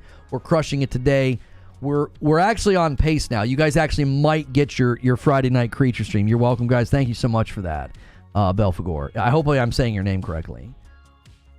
People have more than one TV. My wife won't let me have a console in the front room. Microsoft done me a solid. Right, and you're not a new monthly active user is the point that I was making. I think most of the people that engage with this are already going to be on Game Pass. And that's fine. Right? You know? Another good one is EDF6. Okay, this guy's saying a game coming out, Earth Defense Force 6, is apparently coming out next month. All right, let's take a look at this one, chat. All right, July 25th, a third-person 3D PvE action shooter. All right, why have I not heard about this? Oh, okay. Okay. Yeah. Yep. There it is. You're probably wondering how I got here. So, very much in the vein of Starship Troopers and Helldivers, right? Earth Defense Force 6 is coming next month. July 25th. How many platforms? Right? How many platforms is it coming out on? Earth Defense Force 6 platforms. Looks like it's going to be PlayStation 4, PlayStation 5, and Windows. Yo, Stone Spire gifts a single. Thank you so much. Appreciate you, Stone Spire, taking us to 127. It's a beloved series. Yeah, I mean, it looks fun. It looks fun. Somebody just left that comment, and they said that EDF6 is coming as well. Dawn Trail's my pick, says Silent Spartan. I love the story, and it tickles the side of me that likes old school graphics. Wish I had time and love for FF14. I wish I had time and love for Final Fantasy 14, because like they treat their community so well. There's your validation. Miyazaki Beating the game. Talks about beating his own game. What's he say? I absolutely what? I don't want to open that. I end up opening stuff like that and then I drop frames. Windows but no Xbox. There were a couple of titles in next month that were not hitting Xbox, and then there was Dungeons of Hinterberg was not hitting PlayStation. I'm trying to think of the others. Oh, he absolutely sucks. Yeah. Miyazaki admits he's not very good for sure. Yeah. He admits he's not very good at video games. So we had a good time. We had a good time yesterday with Elden Ring. We did. We're trying to figure out, how to square gameplay on the channel. It's really, really hard. Zenless Zone Zero is the biggest game in July. 33 million people signed up for the alpha. That's absurd. Power of mobile, sure, but a lot of people for a PS5 exclusive single player. It has co-op. Oh, yeah, that's one that's not hitting Xbox. Yeah, right? Zenless Zone Zero. Stone Spire gifts another one and takes us to 128. All right, I think I know what Stone Spire's doing. Somebody get ready. This guy sets them up all the time. Do this man a solid. He's tempting a 20 bomb. Somebody get your trigger finger ready. It's going to take him a second to do 129 and 130. All right, we'll be 20 away from 150. There it is. He gets us to 129. We're right on the doorstep. Somebody link arm in arm with our man Stone Spire. He sets these up all the time. He's the frickin' man. Helldivers reminded me so much of EDF, says Sadiqua. Oh, he used summons in his playthrough? I mean, I saw a great meme this morning about Elden Ring, and they were like, that's illegitimate if you summon, right? And then they showed all of the cheesy tools that you can use to just absolutely annihilate bosses. I've seen some great clips. Like, again, there it is. He took us to 130. We'll see if anybody tag teams with Stone Spire for the 20 bomb. It's dangling out there for the taking. I really do think the video that Asmongold reacted to as well about, like, there's all these things you can do that nobody does. And I really do think that FromSoft Souls game ego made so many people think that, like, this is the way you should play. No summons, no magic, go in and melee and roll around. And it's like, why? Why? Every corner of the game is telling you not to do that. You've got enemies that are constantly spamming, enemies that put AoE on the ground, enemies that have really insane agility. And you're like, yeah, but I'm just not going to do any of the things to minimize or mitigate that. I'm going to roll and use a weapon, and that's it. Like, come on. If you want to play that way, that's fine. And a single gifted comes in from Risic, taking us to 131.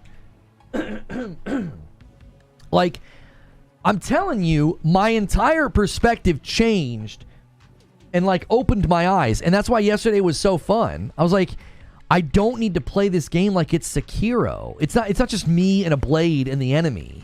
It's me and a blade and a sword and guard counter and a summons and, like, all these things you can use to make the game fun for you.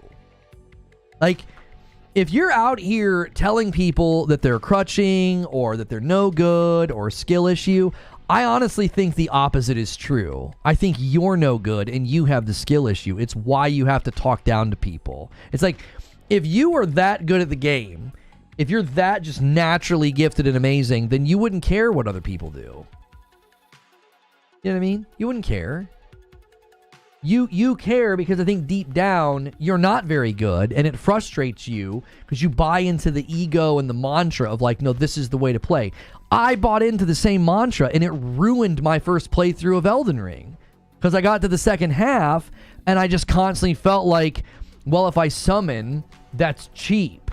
I'm not beating the boss, and it just made me grumpy. It literally ruined my gameplay. And Reddish with the 20 bomb takes us to 151. A white badge dropping a 20 bomb on chat. It's unbelievable. Unbelievable. A white badge dropping a 20 bomb on chat. I don't know if I've ever seen that before. Eugene says, people watch a no-hit, no-leveling run. They think that's the best way to play. What they don't understand is how much prep goes into those runs and the broken crap that makes those runs more possible. Yeah, Doc Dark got one from that gifted badge. Will you be live reacting to the Concord previews in a couple of hours? No. Lono, did you say it was too hard? No. I said that it was too hard for me to enjoy it. And that was when I was playing with the build I didn't like, and I was thinking, I'm going to have to go face all these enemies that are really spammy, and I didn't want to. I was like, I don't enjoy doing that. Now, there are, I think, valid criticisms of some of the enemy design in Erdtree, where it's like they do insane combos, and you're like, dodge, dodge, dodge, dodge, dodge, dodge. Oh, it's time for my punishment. And they're like, you get to hit me one time, okay? Just once. You better make it count. I don't think that kind of design is that compelling. I think that what you're doing is you're creating unnecessary pain bottlenecks. Like, if I successfully dodge a bunch of attacks, I should get punishment equal to the effort that went into the dodging. That to me seems just and fair.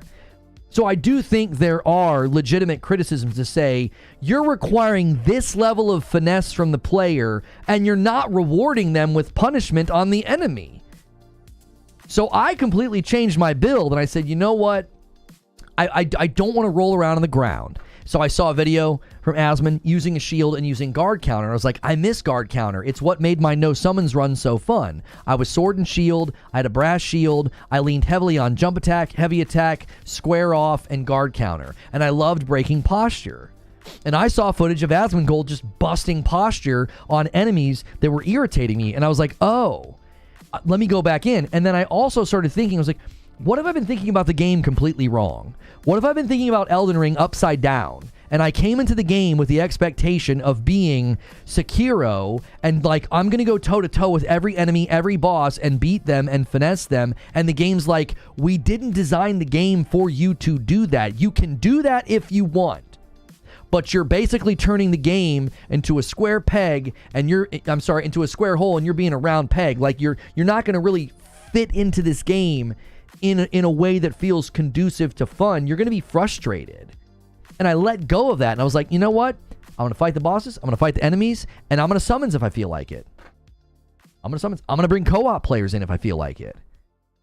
Why? Because I don't care about this weird unwritten rule that I myself created. I think the FromSoft boys do it as well. They're like, no, you got to face the boss. Summoning is cheap. Summoning is lame. And it's like, dude, the game has cheap, cheesy enemy tactics throughout the entirety of it. They gave you tools to do the same thing.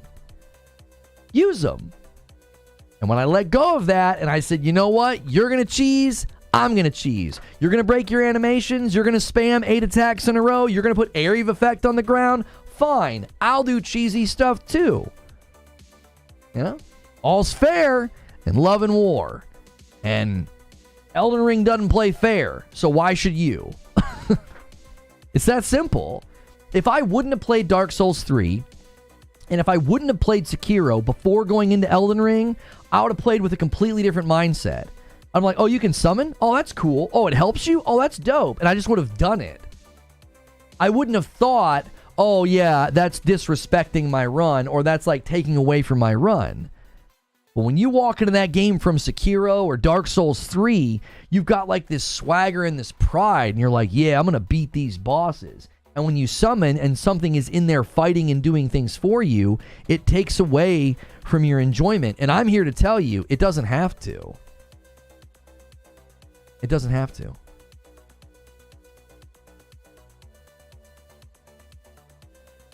So I assume that'll be Monday's show. I'm not sure which topic you're referring to.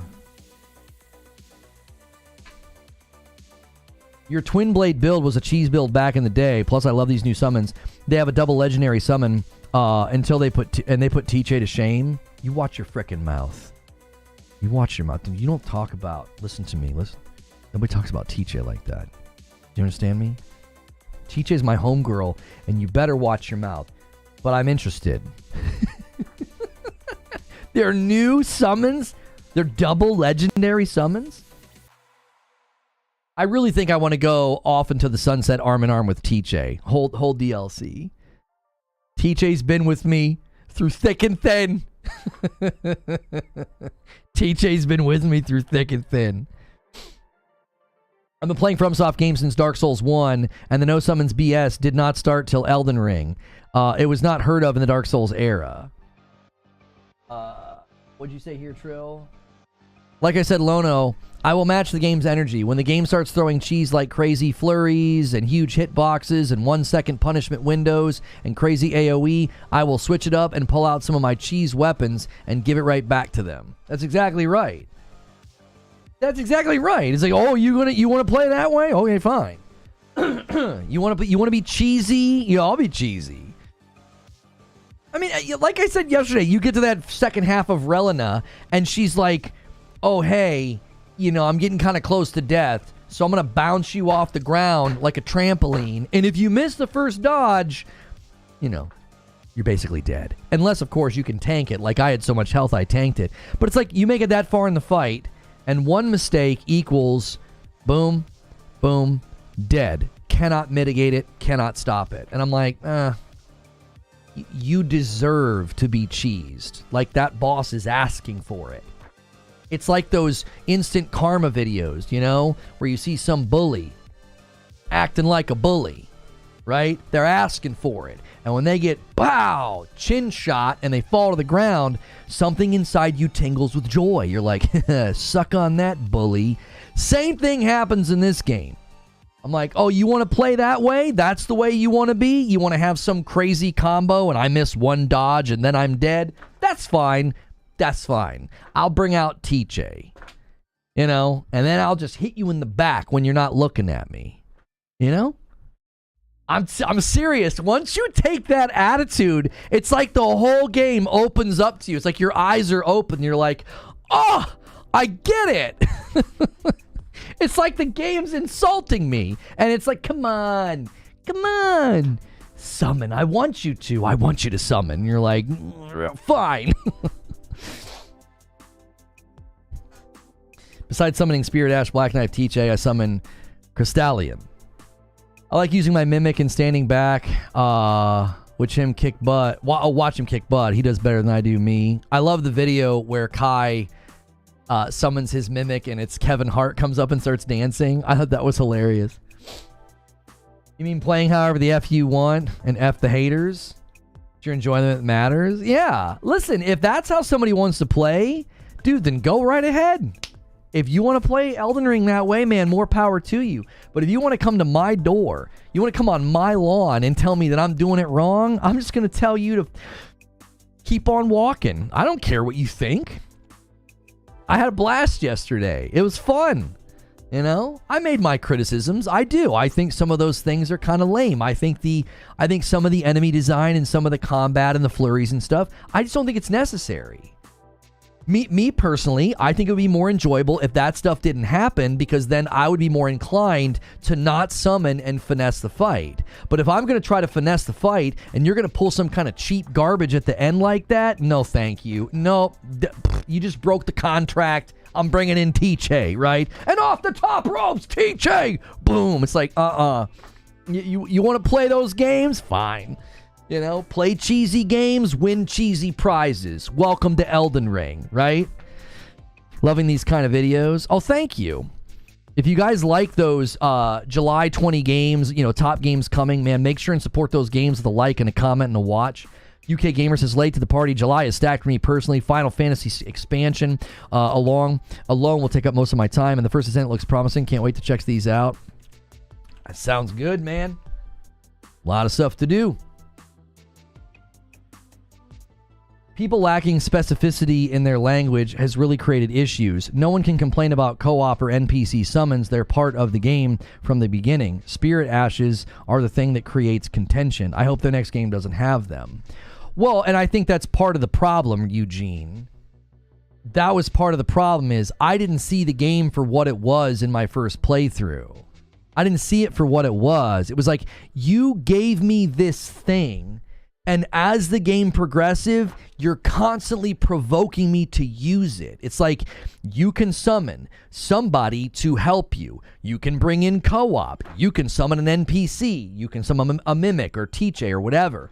And as the game progresses, they motivate you more and more and more and more and more to pull that person into the ring and be like, yo, let's get this guy. It's like if you think about the fights and how they progress, that's why the second half just absolutely ticked me off. Now, I still hate the dragon fights. I hate the camera work in some of those fights. Even though you can summon Teache or summon a mimic or whatever, I still think some of those fights are absurdly stupid. It's like, this isn't enjoyable. Like that red lightning dragon that blocked my path when I first got to that one area. I was like, this is a stupid fight. It doesn't work well. I feel like I'm chopping a tree down. It's like I'm just hacking away at a leg. You know, now maybe there's a strategy or a weapon that I could be utilizing. Who knows? But I still think the second half I would have enjoyed much more if I would have just embraced the idea of, oh, hey, Melania, yeah, that's how you're going to move. That's how you're going to play. No problem. I got Teache with me. I can handle what you're dishing out.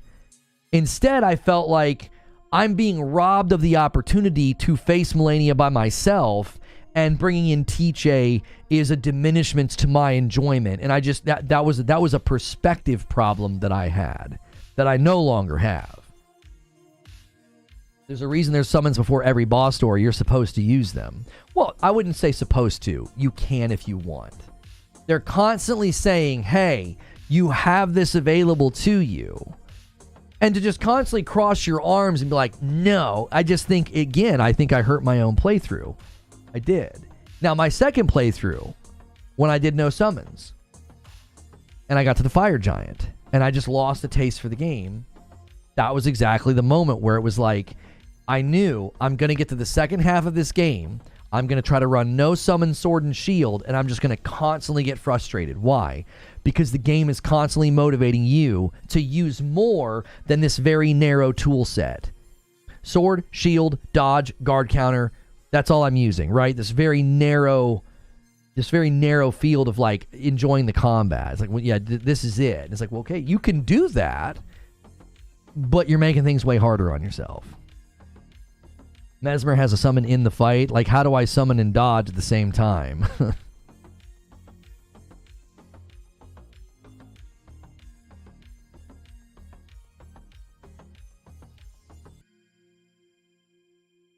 I don't use 90% of the consumables. I don't either. There's so many consumables. It's ridiculous. Hilly says, don't do this, July. I'm busy with Elden Ring.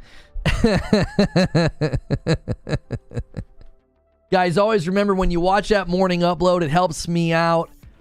And when you leave a comment, you might be featured. Now, I'm going to throw an idea out here. I'm going to see what y'all think. See what y'all think.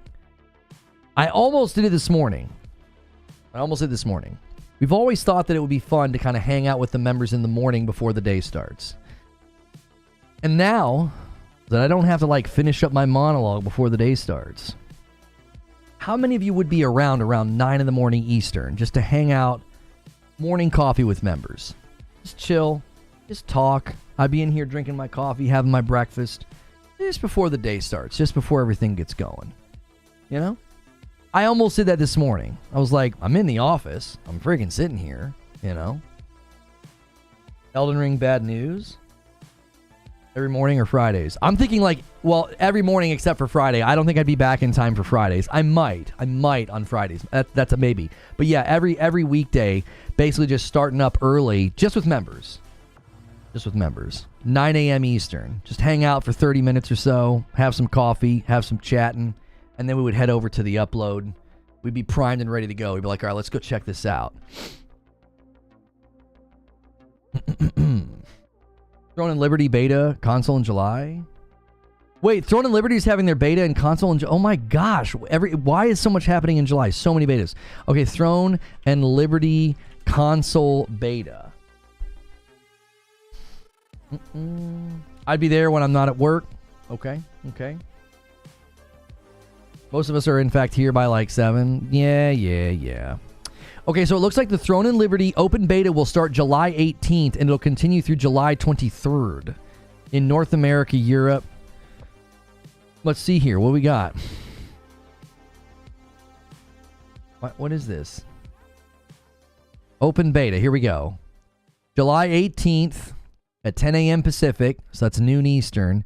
It'll continue through July 23rd in North America, Europe, South America, and Asia Pacific, which is Japan, Australia, New Zealand, on PC, PS5, Xbox Series X and S. Yo, we got a lot going on. Coffee with Lono, do the simultaneous sip. I was thinking we'd call it morning coffee with members or something.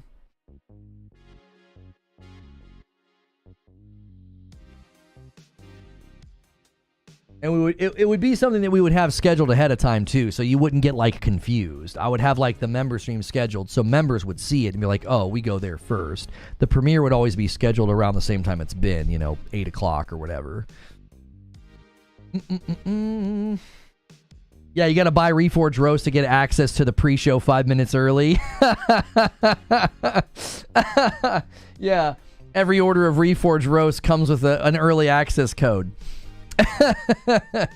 No, we're not going to start doing that. That's crazy. That's crazy how many betas are next month. There's a lot going on, chat. Does come to Xbox. I wouldn't mind Helldivers coming to Xbox. It's more players. I wouldn't want the devs to be too bogged down with the port and the server, stability. I want to play First Descendant, but these live games rarely hook me in the same way Destiny has. Fingers crossed. I have an alternate to play. Long live the king of VG chat. Oh, yeah. Members roast. Oh, I just roast the members? Love the idea. I start my day with the upload each day. That would bring me right in. Yeah, you would just start the day with me and members. Is the new show available on my Amazon TV stick? It requires a Game Pass subscription, Hilly. It does. It does. All right, let me give you guys. We're nearing the goal here. Hang on. Let me give you guys the total here. All right. Let's see how close you are to summoning creature on Friday night. All right, you got it to 279. All right, 279. That means 221 members remain. Okay, 221. If you guys can manage to get this to 200, you'll only need 172 tomorrow. That's so doable. And if you get this to 200, I'm dropping a 50 bomb on chat. You got time. You got about 20 minutes to push it. Can that be a stretch on the stretch goal? Creatures roast of members on Friday. Will it be consistent? Right now, Dan, I don't see a reason it wouldn't be consistent because I'm no longer needing to finish up my monologue in the mornings because the video's already recorded. So usually I'm in the office at 9 o'clock just sitting here eating my breakfast, having my coffee, and like I'm just kind of like making final adjustments and making sure, like I usually schedule the live stream around 9:25, but you guys can't see it. It's like an unlisted video. So the stream that you're in right now, I schedule like 9:25. So I'm usually just sitting in here, and then I watch the premiere with you guys at 9:30. We would just sit here and chill and talk. You could see my hair before it's styled, maybe. Like I get out of the shower and put a little product in it, and it's all like slicked back. YouTube needs to embrace microtransactions for content creators. Like content creators can lock certain emblems, gifs, and emojis behind a paywall. Oh, I don't like that idea. I like the idea of you pay for the membership, you get extra content. Like I think that's just a very clean relationship, And Siege Master drops a 10 bomb on the chat and takes us to 161. He's like, let's get that 50 bomb, chat. Let's get to 200 members.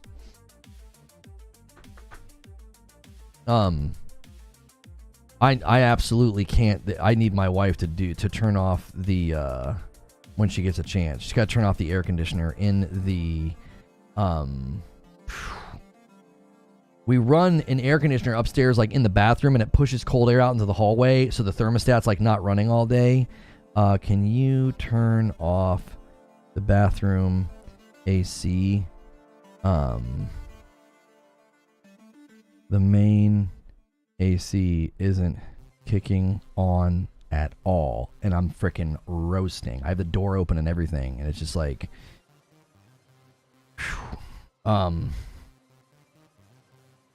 we basically are trying to help out our air conditioner. Like, it just runs all day, all day, all day, all day, and so we've been doing that. But it's like, when you do that, I just sit down here and roast because the AC never kicks on. Run the living room. 1. Just not the bathroom 1. AC is not kicking on. You're late every day for 9 years and now we find out because you're having coffee? No. The reason I was late, I've not been late now. We come from the premiere and you guys sit here and wait like what? 3, maybe 5 minutes as like I make sure tweets have been sent, Discord's ready, my sound's ready. Like, that's literally like 3 minutes maybe of like sound checks, making sure everything's ready. The reason I was always so late leading up to that is I was always finalizing the monologue. You know, mini split for that office. I probably, I don't even know where you'd put it, but yeah, a mini split would be nice.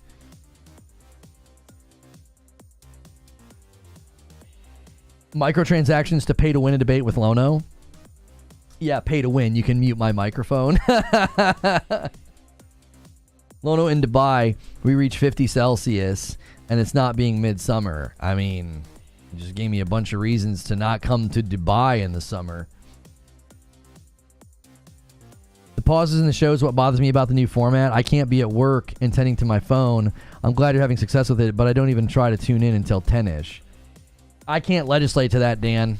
Like, I can't. Like, the average person's not going to be in a position where, like, they can't touch their phone once or twice, right? The average person coming to YouTube, subscribe to the channel, you know, isn't like, hey, man, I can touch my phone one time and then I can't touch it for 2 hours, 3 hours, or whatever. I can't legislate to that. That's not the majority, and that certainly isn't conducive to what we need to do.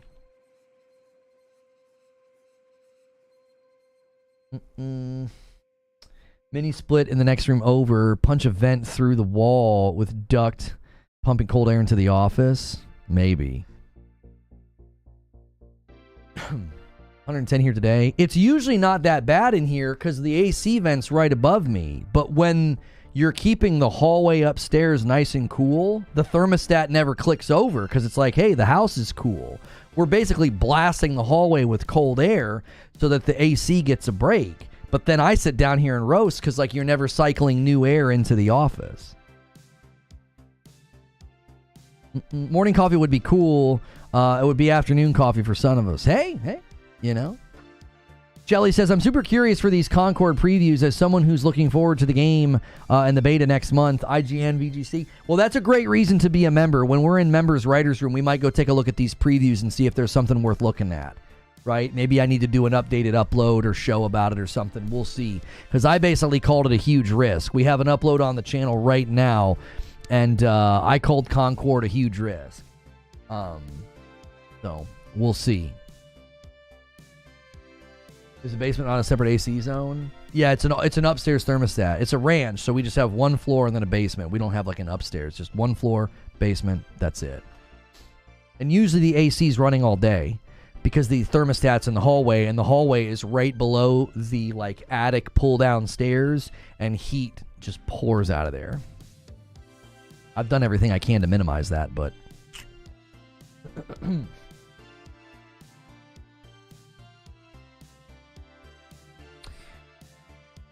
My old house had a window right near my thermostat, and it would try to stay on all the time during hot, sunny days.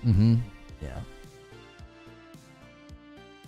Mayo Juana? Is that marijuana flavored mayo? What the heck? Heinz launched a limited edition sauce that combines all of its sauces into one bottle. And they called it Every Sauce. British with the 10 bomb says, come on, boys. We're super close. We're super close to 200 and takes us to 171. If we hit 200 members on the day, I'm dropping a 50 bomb. Let's get it. Are you going to check out Skillup's impression of Lego Horizon and Astro? Oh, yeah, those are pouring in now, too, aren't they? Astro previews are pouring in. Lego Horizon's pouring in. Yeah, maybe. Maybe. We've been tossing around the idea of, like, Friday mornings just being more about, like, gaming news this week, and we would just comb over everything. Sounds like we might have a bunch of stuff to talk about tomorrow. I don't know. We'll have to take a peek. We'll be in writer's room in about 12 minutes. You guys have 12 minutes, and we're moving.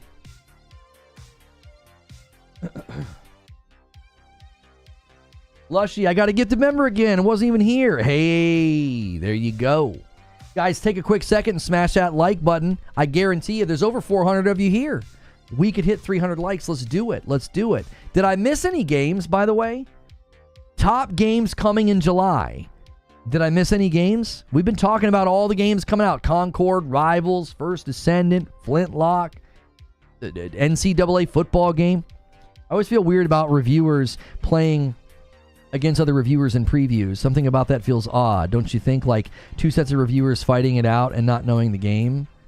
Yeah, maybe. Frostpunk 2. We did not forget about Frostpunk 2. It's been delayed until September. We actually had to remove that from the video. I had it in the video, had the segment, and Creature thankfully saw the news cycle and yanked it out. It has been delayed to September. And Super Gaming with the 5-bomb pushes us past. That's an Agent of Chaos. 176, my man. And now we're on the final runway to 200. You guys can do it. You guys can totally do it. And then we're on pace. We're on pace. You just have to do it again tomorrow. I mentioned that earlier, actually. His title says Astro is great and Lego Horizon is very good as well. Nice. That's awesome. That's, I mean, that's good to hear.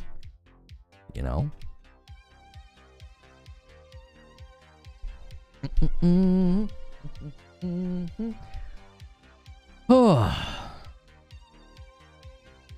What's NCAA stand for? Is a National Collegiate Athletic Association, I think. Yeah, there it is. National Collegiate Athletes Association? And a 5-bomb from Bell Fagor. Thank you so much, and takes us to 181. There we go. Wrong keyboard. There we go. I did it. Zenless Zone Zero is the only one I'd say is a bigger deal. I know it's a gotcha, but like, it's weird the game will get largely ignored and be this juggernaut in the shadows reigning in billions. Well, especially on mobile. Dear Liza P. developer, please do this again, but with Alice in Wonderland. Oh my gosh. Yes. That would be so good. They could maybe even tap into the Stellar Blade thing, you know, have Alice be kind of like a femme fatale and have this very like just gross, macabre environment. The final boss is the queen. That would be freaking awesome. I would absolutely love that, dude. That would be so good. The art direction in Liza P was awesome. A game Alice in Wonderland would be so dope.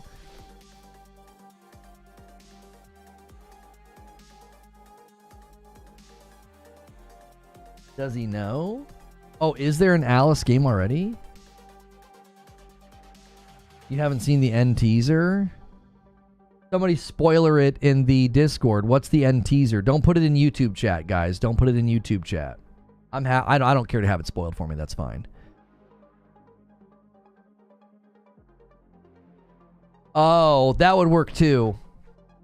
He doesn't know. Yeah, he doesn't know. Yeah, sorry. No, that would work too. That would be awesome.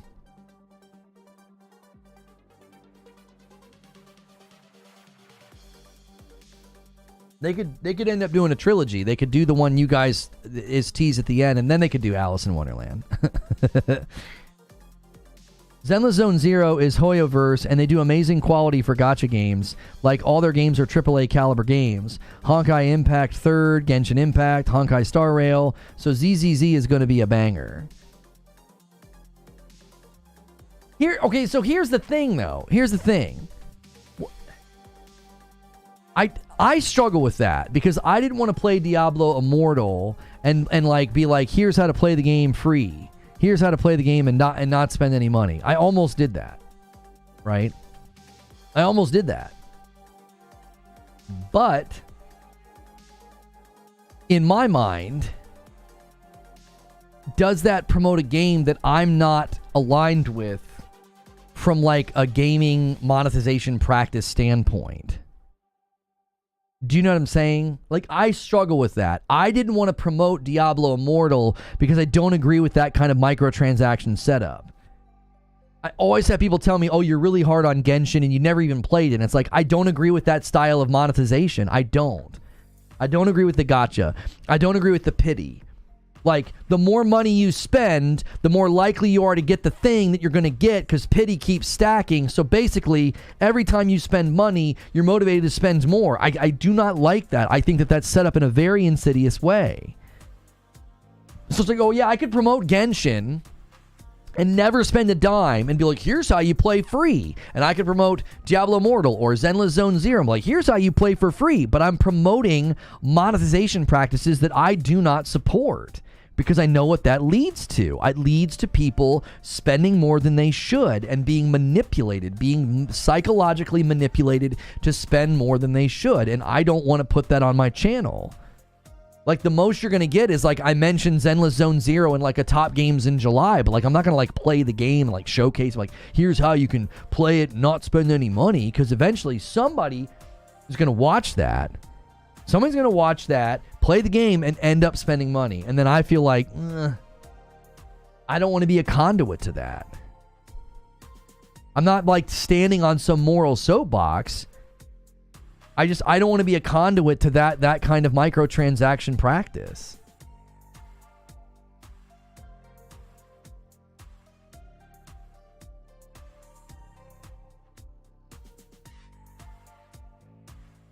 All right, guys, we got 5 minutes. You got 5 minutes. Let's try to get 50 more likes in the next 5 minutes. If you're here lurking and listening, do me a quick favor, smash that like button. It will help this video find more people, even when we're not streaming. If you haven't already, make sure and watch the upload from today. July 2024 games are crazy. Looking like a great start to a ramp up. If you watch that video, hit like, leave a comment. I try to reply to all the comments. You guys need 19 more members, and you got 5 minutes to do it.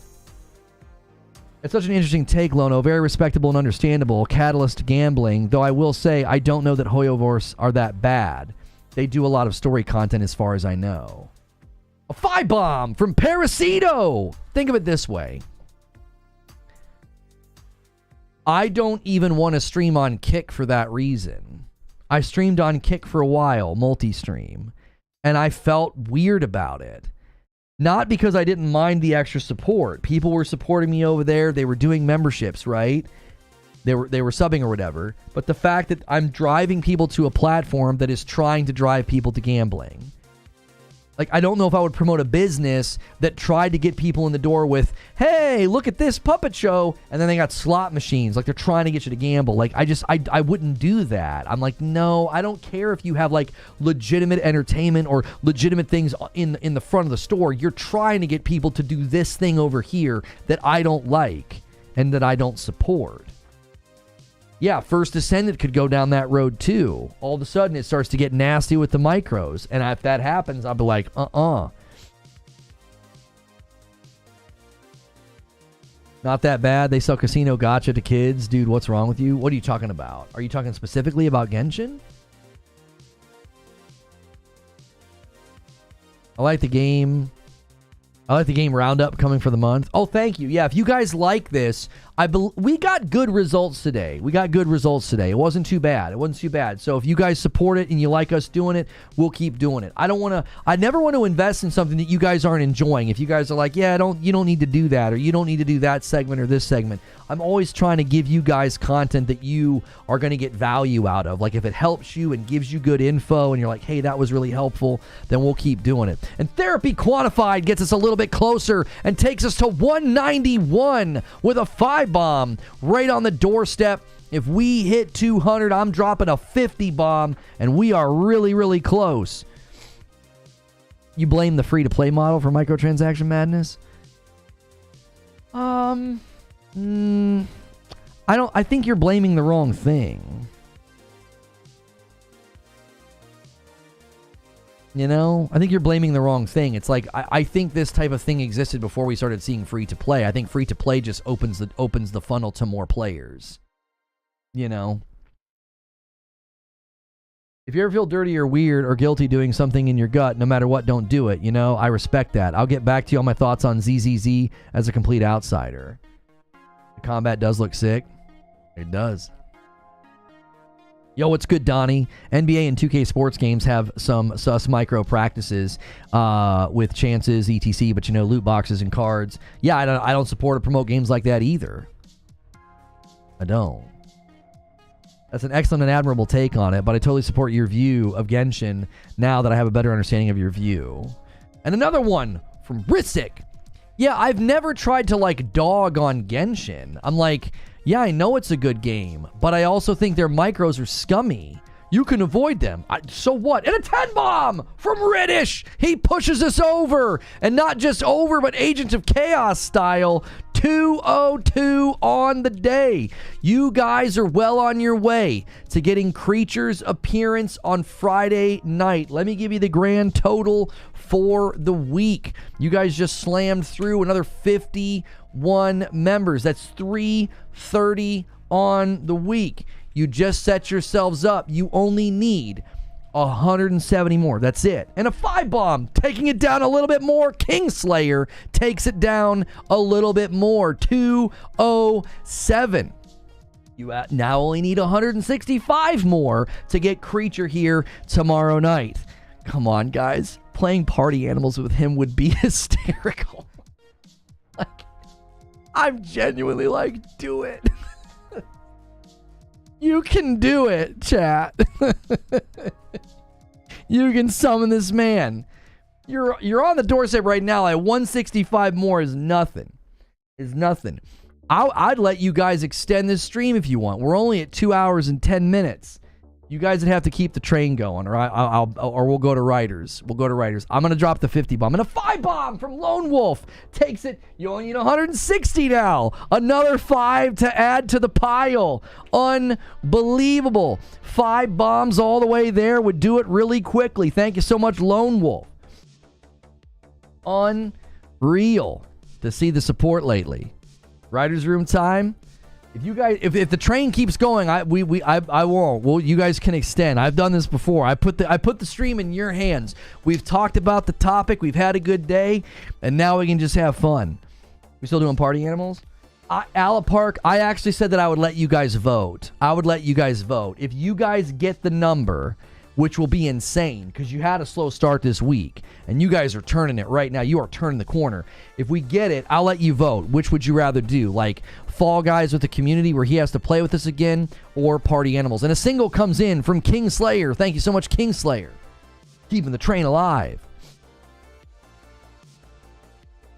Destiny does not sell microtransactions to skip grind or pull for chances for gear. And Kingslayer with another one. I know what Kingslayer's doing. He takes us to 214. He's hoping somebody's ready with a 10 bomb in the wings. He's sitting back and saying, somebody do it.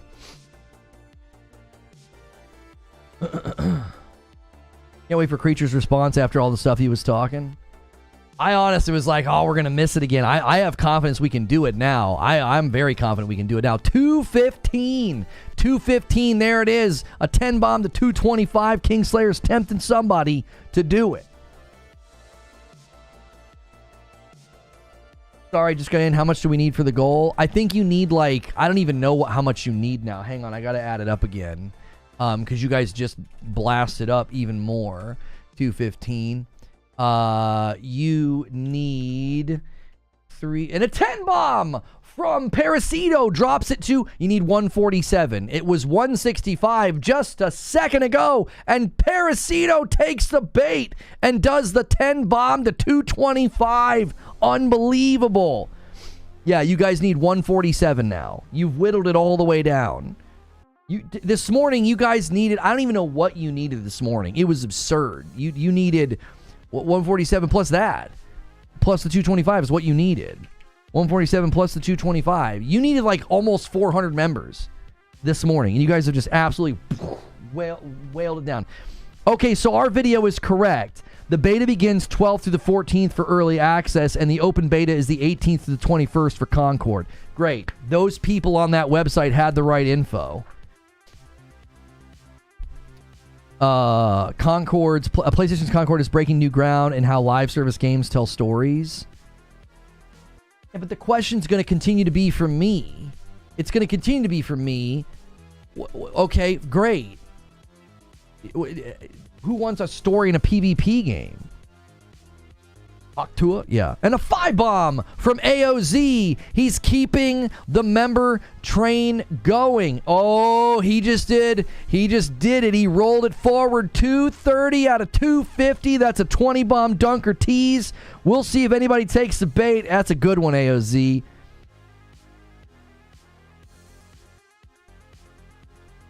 Concord exclusive PS5 gameplay. Okay, yeah, we'll check out some of those videos when we go to Writer's Room.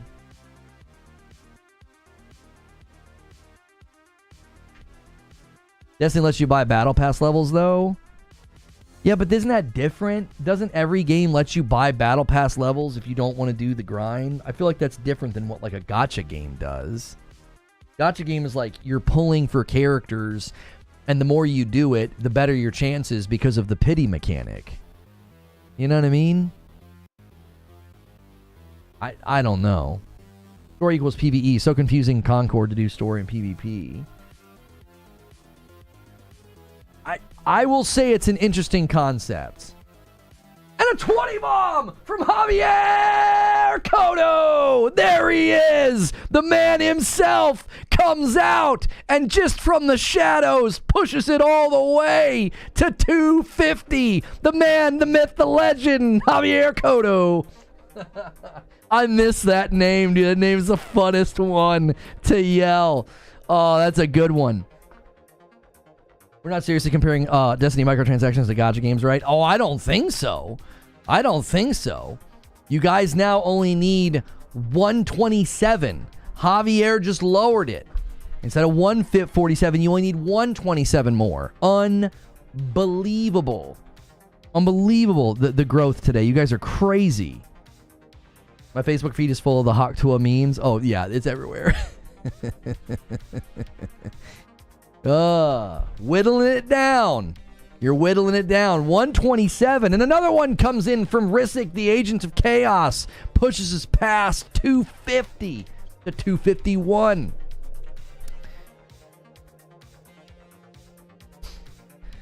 Same some gifts for tomorrow. Well, if you secure it today, like I'm here to tell you, if you secure it today, that's the best way to do it. Because then we don't have we just can chill tomorrow. You don't have to worry about it. Lono, you got some mad Bruce Buffer vibes. I'm here for it. Bruce Buffer? Who's that? Bruce Buffer is an American professional mixed martial arts ring announcer. Oh, is he the Let's Get Ready to Rumble guy?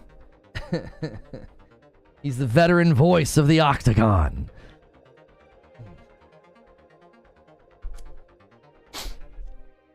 Destiny Battle Pass gives you like 0.3% XP boost in cosmetics. Sneaky Wolf for 13 months in a VIP.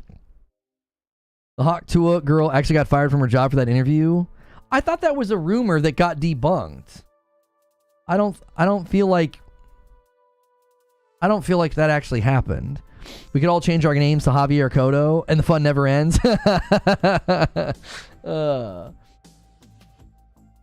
Oh, he's the son of the Let's Get Ready to Rumble guy. Really? He's the announcer from UFC.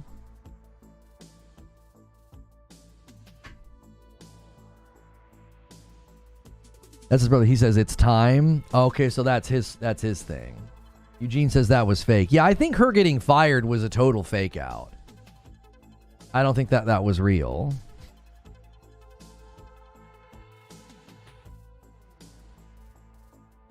All right, I'm going to keep giving you guys a timer, all right? I'm going to keep giving you guys a timer. So right now you need 127 more to secure the secure creature for tomorrow night, all right? And I'm going to give you 3 minutes. All right? If we don't get any gifteds in the next 3 minutes, we go to writers. You guys can keep extending.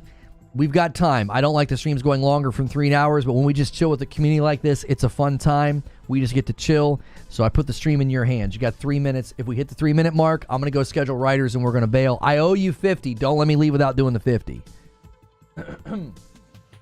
Y'all got to stop falling for fake stories. You know what's interesting, Eugene? I very much lecture on that and you know, criticize that, but it's honestly really hard with stuff like that doesn't matter. It's like, oh yeah, the Haktua girl, oh she went viral, oh that's so funny, oh she lost her job, oh my gosh, that's terrible. It's like, for me to basically be like, well hang on a minute, I better go research that. Do you see what I'm saying? Like, we live in an age of misinformation, and sometimes the misinformation's so inconsequential, it's like, well, who the frick cares? It's like I could believe that a place of employment would be like, we don't want you to work here because you went viral for talking about spitting on this and doing this. Like, you know what I'm saying? Yo, Dumpy Koala doing Member Plus, welcome back. I'm not justifying it. I'm saying I have such a hard time not being a hypocrite. It's like, man, guys, don't just headline hunt. But when it's something that's so inconsequential, I'm like, well, do I really need to go research this? Like, oh no, the Haktua girl got fired. You know, if anything, if it is true, it would probably help her. It would make her go more viral. I think it's such a challenge. It really is a challenge in this day and age to like get accurate info. All right, you guys got 2 minutes. Barry Murray left a comment and said, Flintlock, Siege of Dawn, Dungeons of Hinterberg, and Kunitsugami Path of the Goddess all day one on Game Pass. Nice month for the Game Pass lineup. That is. That's a nice month for the Game Pass lineup, dude. You know? Wait, why would people think she was fired? Isn't she relatively successful OnlyFans girl? Wait, is she? Or is that another rumor? She's on OnlyFans? Or did she start one because of all this? I was told come on, Eugene, don't do that. My wife told me that and I went with it. Yeah, with stuff like that that's like inconsequential, I think it's difficult to not be a hypocrite. It's like, I didn't feel the need to go research whether or not the Haktua girl really got fired. I was like, oh, that sucks. Hopefully she sells a lot of t-shirts. You know what I mean? You're not OnlyFans? That's what I mean. That sounds like a rumor to me. She didn't come across as that. She just came across as somebody like hanging out at an event and did an interview. You know, she didn't seem like a content creator. Someone else brought it up. I'm going to respond. And John Lipkowski gifts a member. Mike on the mic gifts a member. Keeping it going. Taking us to 153. Unbelievable. All right. I'll give you 4 more minutes.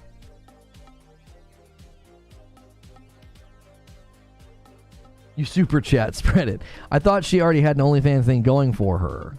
I don't think so. And another one from Mick D09. We got a single train going to keep us from going to Writer's Room right now, taking us to 254. Unbelievable. That's going to take it down to, what was that? That was 3 more. All right, that takes us down to 124 more to secure creature. You guys are whittling down the remaining needed. You bought a shirt, Kingslayer? Getting great previews. Gameplay looks awesome to me. I have never doubted that it would preview well and be fun. I've said that from the very beginning. I have. And another one comes in from Soul Train, 255 out of 275, setting up the 20 bomb dunker. We'll see if another big boy in chat wants to take a 20 bomb to the hole. And that takes us down to 123. Little bit by little bit.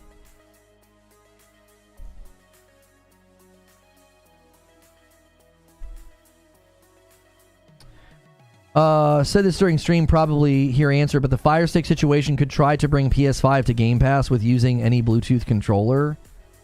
That sentence doesn't make any sense. What are you trying to say?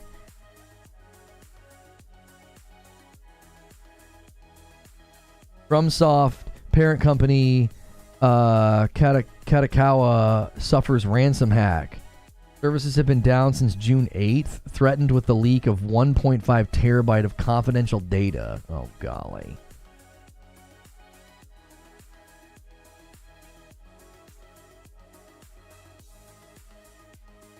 Yeah, I've never doubted, right? And another one comes in from Kingslayer. Xanatos with 23 months on November Plus. Let's get it to a solid 100 needed for a fun Friday. My man Xanatos calling on you guys to do a couple more.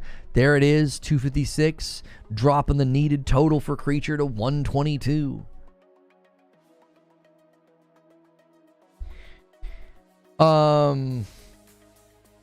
The worst thing with people getting access to these games early, it can be the total honeymoon phase.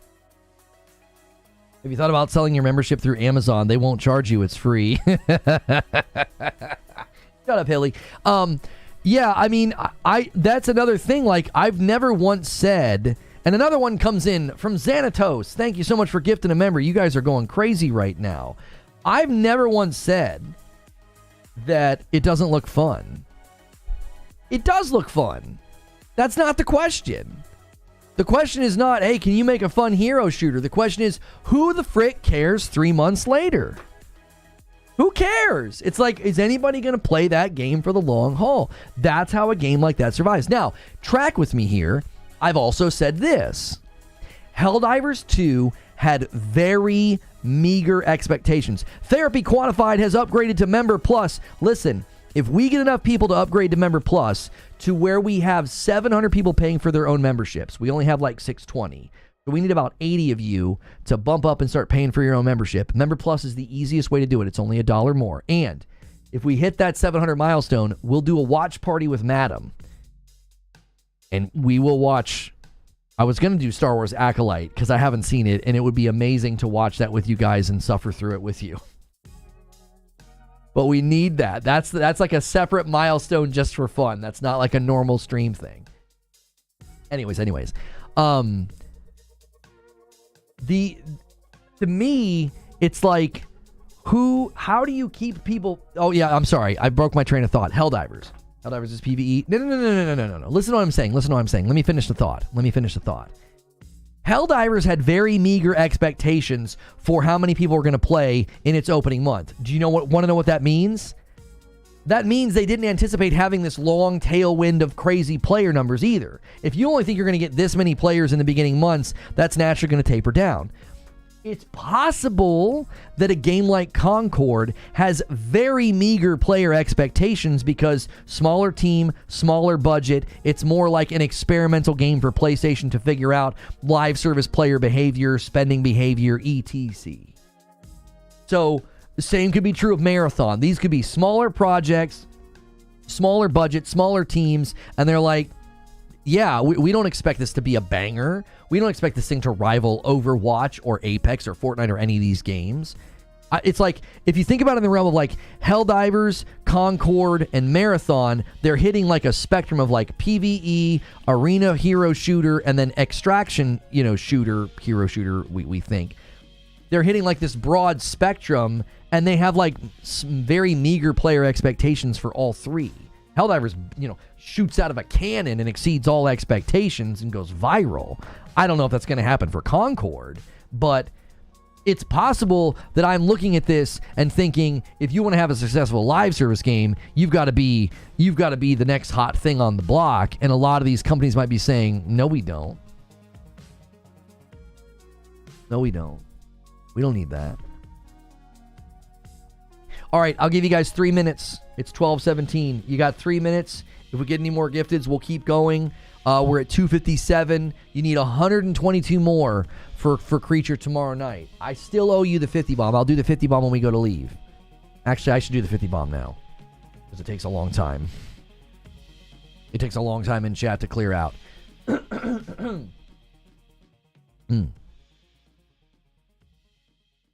There you go. There's a 50 that I owe. I said if we got to 200, I would do a 50 bomb.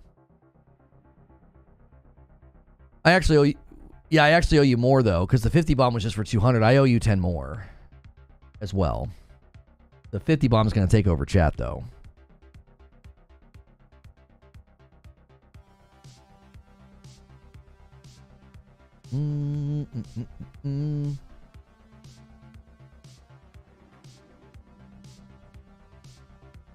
There's 2 Fire Sticks that will be able to play xCloud. Yes, there are.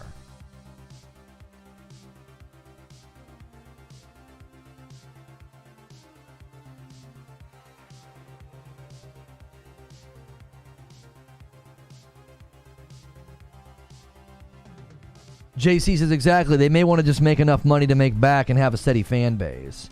Right. If they break even, they're happy because they get all this valuable information about like how, you know, how popular the game could be, how games like that, you know, function, you know, things like that. The team started in 2018. I don't think it's going to be some throwaway project for testing. I didn't say throwaway project for testing. I said smaller project, more meager expectations from the player pool. I didn't say throwaway. If they get a year of good content and engagement, that's not throwaway. A year or 2. Like, not every live service needs to go 5 to 10 years. They could plan to get, you know, 2 years, maybe 3 years out of it, and that's good enough for them. That's not throwaway. But I also don't think that their expectations is that every single one of these live service games is going to be like the next Fortnite or the next Apex. You know what I'm saying? All right, you guys have 1 minute. You have 1 minute. I'm going to do the final 10 bomb that I owe you. And you have 1 minute to keep the member train going. If we don't, no more extending. We're getting out of here. We're going to writer's room. I'm all paid up on what I owe.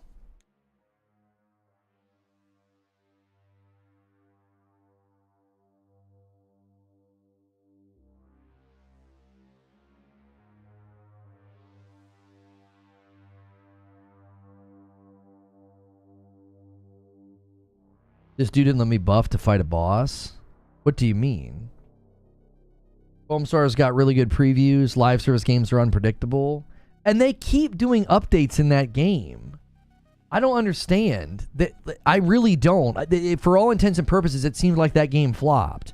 And they keep doing updates. They keep doing tournaments and stuff. I'm like, again, I kept saying that game could explode in another market, even if it doesn't do well here. And maybe it is getting... You know, a Kingslayer. Kingslayer gifts a member at the buzzer and takes us to 258. Thank you so much, Kingslayer. Bumping the line one more time. All right. He bought you another. I don't know. How much is one member worth? Like 5 members should be worth 5 minutes. 1 member could be worth like 2. For something like Foam Stars, they already had the content made. That's probably true, Wheezy. That's probably true. Wheezy says, from a financial standpoint for live service games, if I recall, the break-even point's 2 to 2.5 years, which is why even games we all know are DOA still continue to chug along with the hopes of recoup. Yeah, so the ultimate question would be, does Concord have enough in the tank to go that long? Ravenstorm gifts a member, buys you guys a little bit more time, taking it to 259. You guys have officially dropped the required amount of members to get Creature here tomorrow night to 120. That is so doable. That's easy for you guys. Maybe Foam Stars is performing exactly how they want. Again, that could be another example of a game that they were like small budget, small expectations, and then they get to gather info and they keep things going. And Lone Wolf takes it to 260 total members on the day and takes the total that you need for Creature down to 119. Let me make sure my math is correct on that. And if my math is correct, that's not an hour. That guy's fantastic. 500 minus 388. I miscalculated at some point. You guys only need 112. You guys are ahead. You guys have more than I thought. Yeah. You guys only need 112. You guys have whittled it down even more. I missed a bunch of members. Yep. You're 112 away from summoning Creature tomorrow night. There are rare cases where the publishers just pull the game immediately. Concord's a paid-for game, so it could make its ROI on day one. That's also, yep, that's true, Paul. That's true. Kingslayer gifts another one. Takes us to 261. Yep, we are now at 111. Just checking Foamstar's analytics is enough to see it's on life support. I mean, you're probably right, Wheezy. They already had the content planned, so they're just pushing it out. And Kingslayer gifts another one and takes us to 262. 110. 110 needed. We used to have people, we need some gauntlet throwers. They'd be like, yo, I'll drop a 50 bomb if we hit this much. We get that close, we just need 250 bombs. Mm-hmm.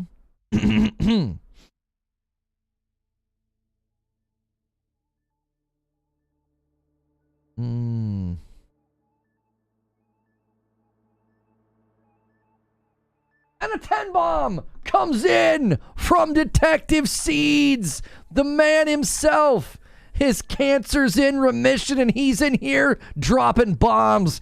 Good to see you, brother. He drops the needed count of members to 100. Unbelievable.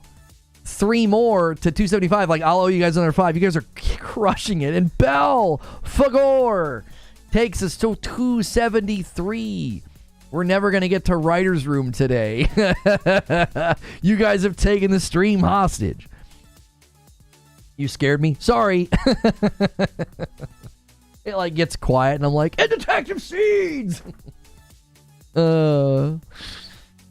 Just when Creature was certain he was safe. I thought he was safe. Going into today, I was like, I don't know, boys. We're not getting there. And you guys are like, hold on a minute.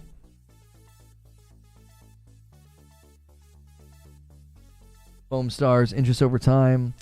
I mean, Wheezy, I don't know if Google Trends is determinative for some games, though, right? I think there are plenty of games who still pull players or have people playing that aren't, that aren't hitting Google Trends results. You know what I'm saying? Like, if it's a hit in Japan, would you get a bunch of Google Trends pings for Foamstars? Thank you so much. Super Gaming takes it to 99. He gives a single member, and you now need 99.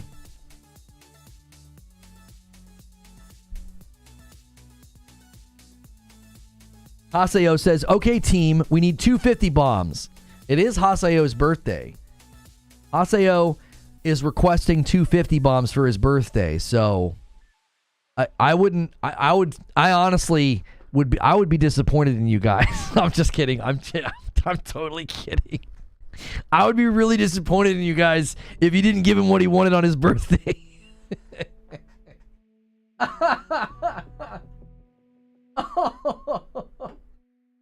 No. I got Belphegor's in here. I got his. Yeah. I did his before I did Super Gaming. Or did I miss his? Did I miss Belphegor's? Did I? I don't know if I did or not.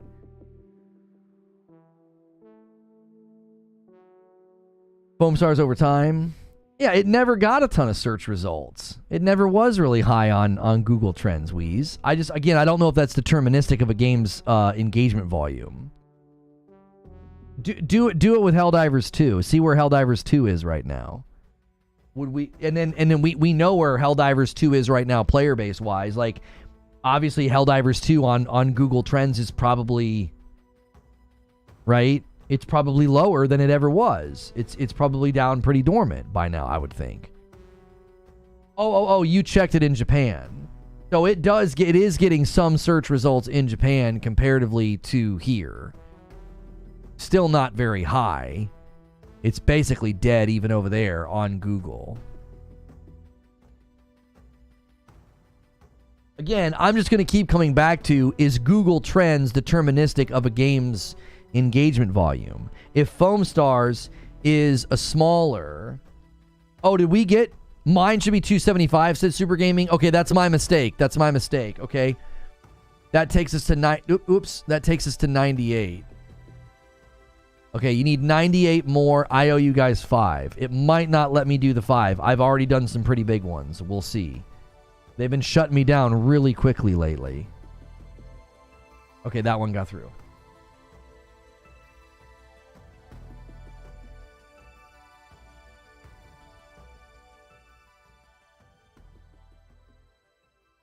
Like, we go to Google Trends and we search, let's just search Helldivers 2.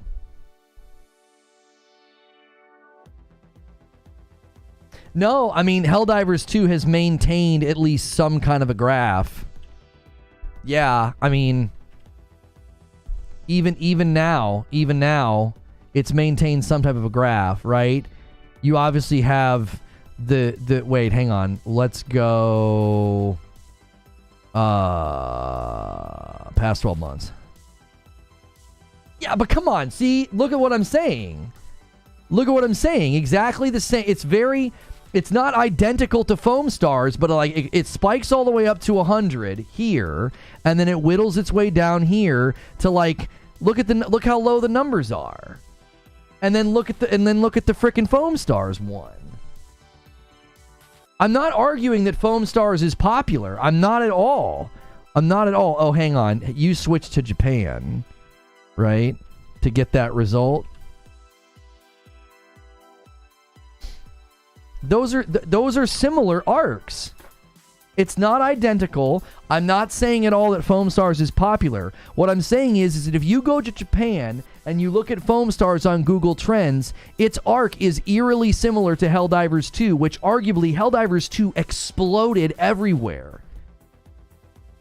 So to be like, yeah, Foam Stars is dead in the water, it's got nothing to speak of because of Google Trends, I don't think Google Trends even tells us that story. I don't think it does.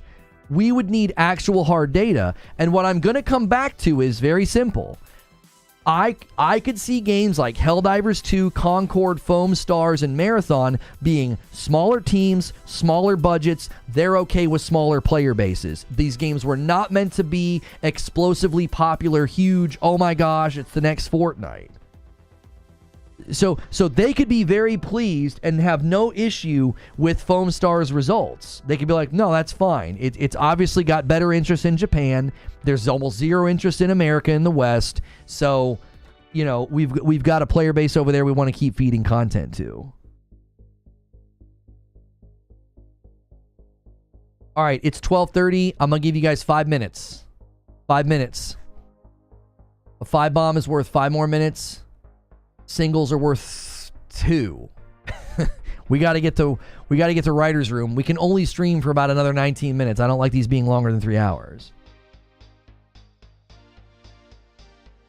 Foam Stars probably just needs a small invested playing community to be fine. Yeah, that's the only point I've been trying to drive, is that like these could be very small teams, very small games, and they're okay with like a meager little community that keeps playing. What's the YouTube content like for Foam Stars in comparison? Oh, I mean, it's probably dramatically different. I mean, because Helldivers went viral. There are people that turned their entire channels into Helldivers channels.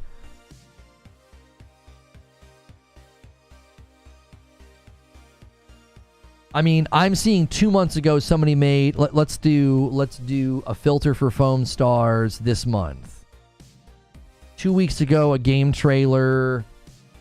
Yeah, content for Foam Stars is virtually non-existent, for real. 6 days ago, they had a trailer, 18,000 views on PlayStation.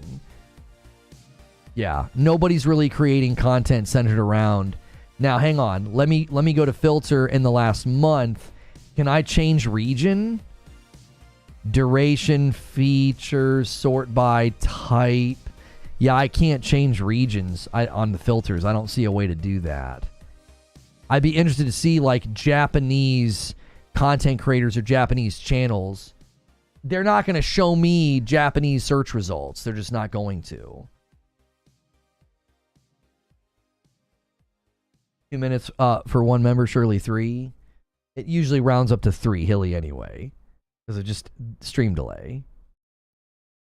The best BR, in my opinion, is Naraka Blade Point. Not that popular in the US. Thought it would be, but it's very popular in China, especially with esports. Yeah, to me, it's always going to come back to that. Like, I'm not going to look to YouTube. I'm not going to look to Google Trends. I'm going to say, listen, this game could have a small enough player base that they're happy with the results. There's a Japanese channel. Again, Wheezy, you know I love you. You're not engaging in the discussion. You're going to Google Trends and YouTube. That's not evidence against or in support or an alternative point of what I'm saying. That you're not arguing against what I'm saying.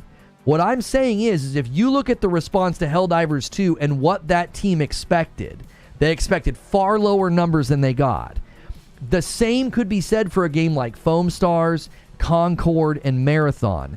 They may be expecting very low numbers of players, so they may be happy with what they got. Foam Stars may be like, we didn't expect this game to be the next big hit. We have a decent audience in Japan. They're regularly playing. We're cranking out seasons. We're cranking out micros. That's all we need. I'm not saying that it is. I'm saying that's a possibility is all I'm saying. The same could be true of Concord.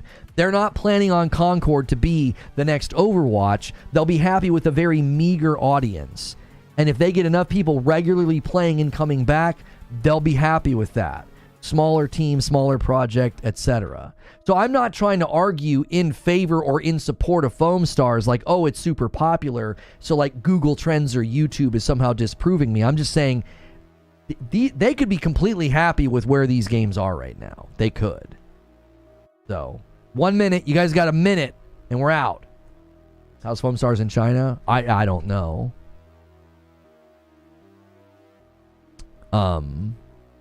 If I were to guess, Foam Stars would be the most popular in Japan. Yeah, China on Google Trends, nothing for Foam Stars. Even Helldivers has search results, Google Trends in China. All right, let me schedule Writer's Room. I'm all paid up. You guys only need like 90-something members tomorrow to summon Creature on Friday night. Let me schedule Writer's Room. Schedule Writer's Room. And that. Correct. Schedule it for private so that way we don't blast your notifications.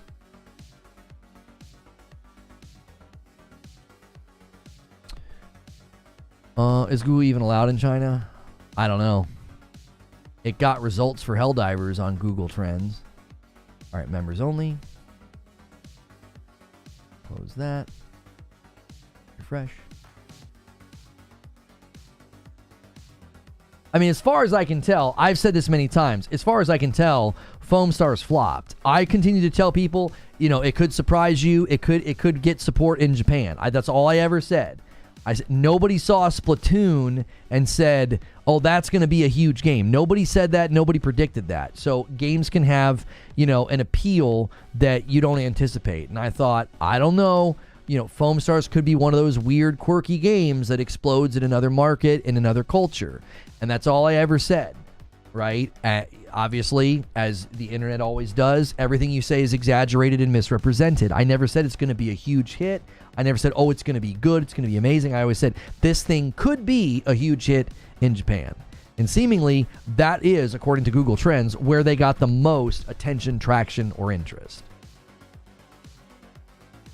I think putting it on PlayStation Plus the same week that Helldivers 2 came out was a giant mistake. I think they set that game up to not really get any traction, any momentum, and not that I care because it's not my kind of game, but I definitely don't think they set that game up to flourish and succeed. I think maybe even internally they knew this game's a long shot, you know. This game's a long shot. All right. Let us head to Writer's Room. I will provide you guys with a link. Amazing day today. You guys have basically put us on the doorstep for getting Creature to come play tomorrow night. I'm going to spam a link in chat for the Writer's Room. This is a great opportunity for you guys to come hang out. Don't forget, we are calling on people to upgrade to Member Plus. If we can get about 80 people to do it, we will celebrate with a watch party with my wife because we don't do those anymore because that requires a Saturday night stream. and that was just too much of my own personal life being affected. But we will do that if we can see those member numbers and people paying for their own members go up. So consider doing that. All right. Thanks so much for being a member, and you may have gotten a member today. Insane numbers. You guys are within like 97 members of Summoning Creature on Friday night. I didn't think you could do it, and you proved me wrong. 275 members today. I gifted 60, a 50 bomb and a 10 bomb. You guys crushed it. Insane. I don't even know what to say other than thank you. I'm going to end the previous stream where we talked about all the big games coming out in July, and I'm going to redirect you guys over. And then I'm going to make sure and change that thumbnail to not be live.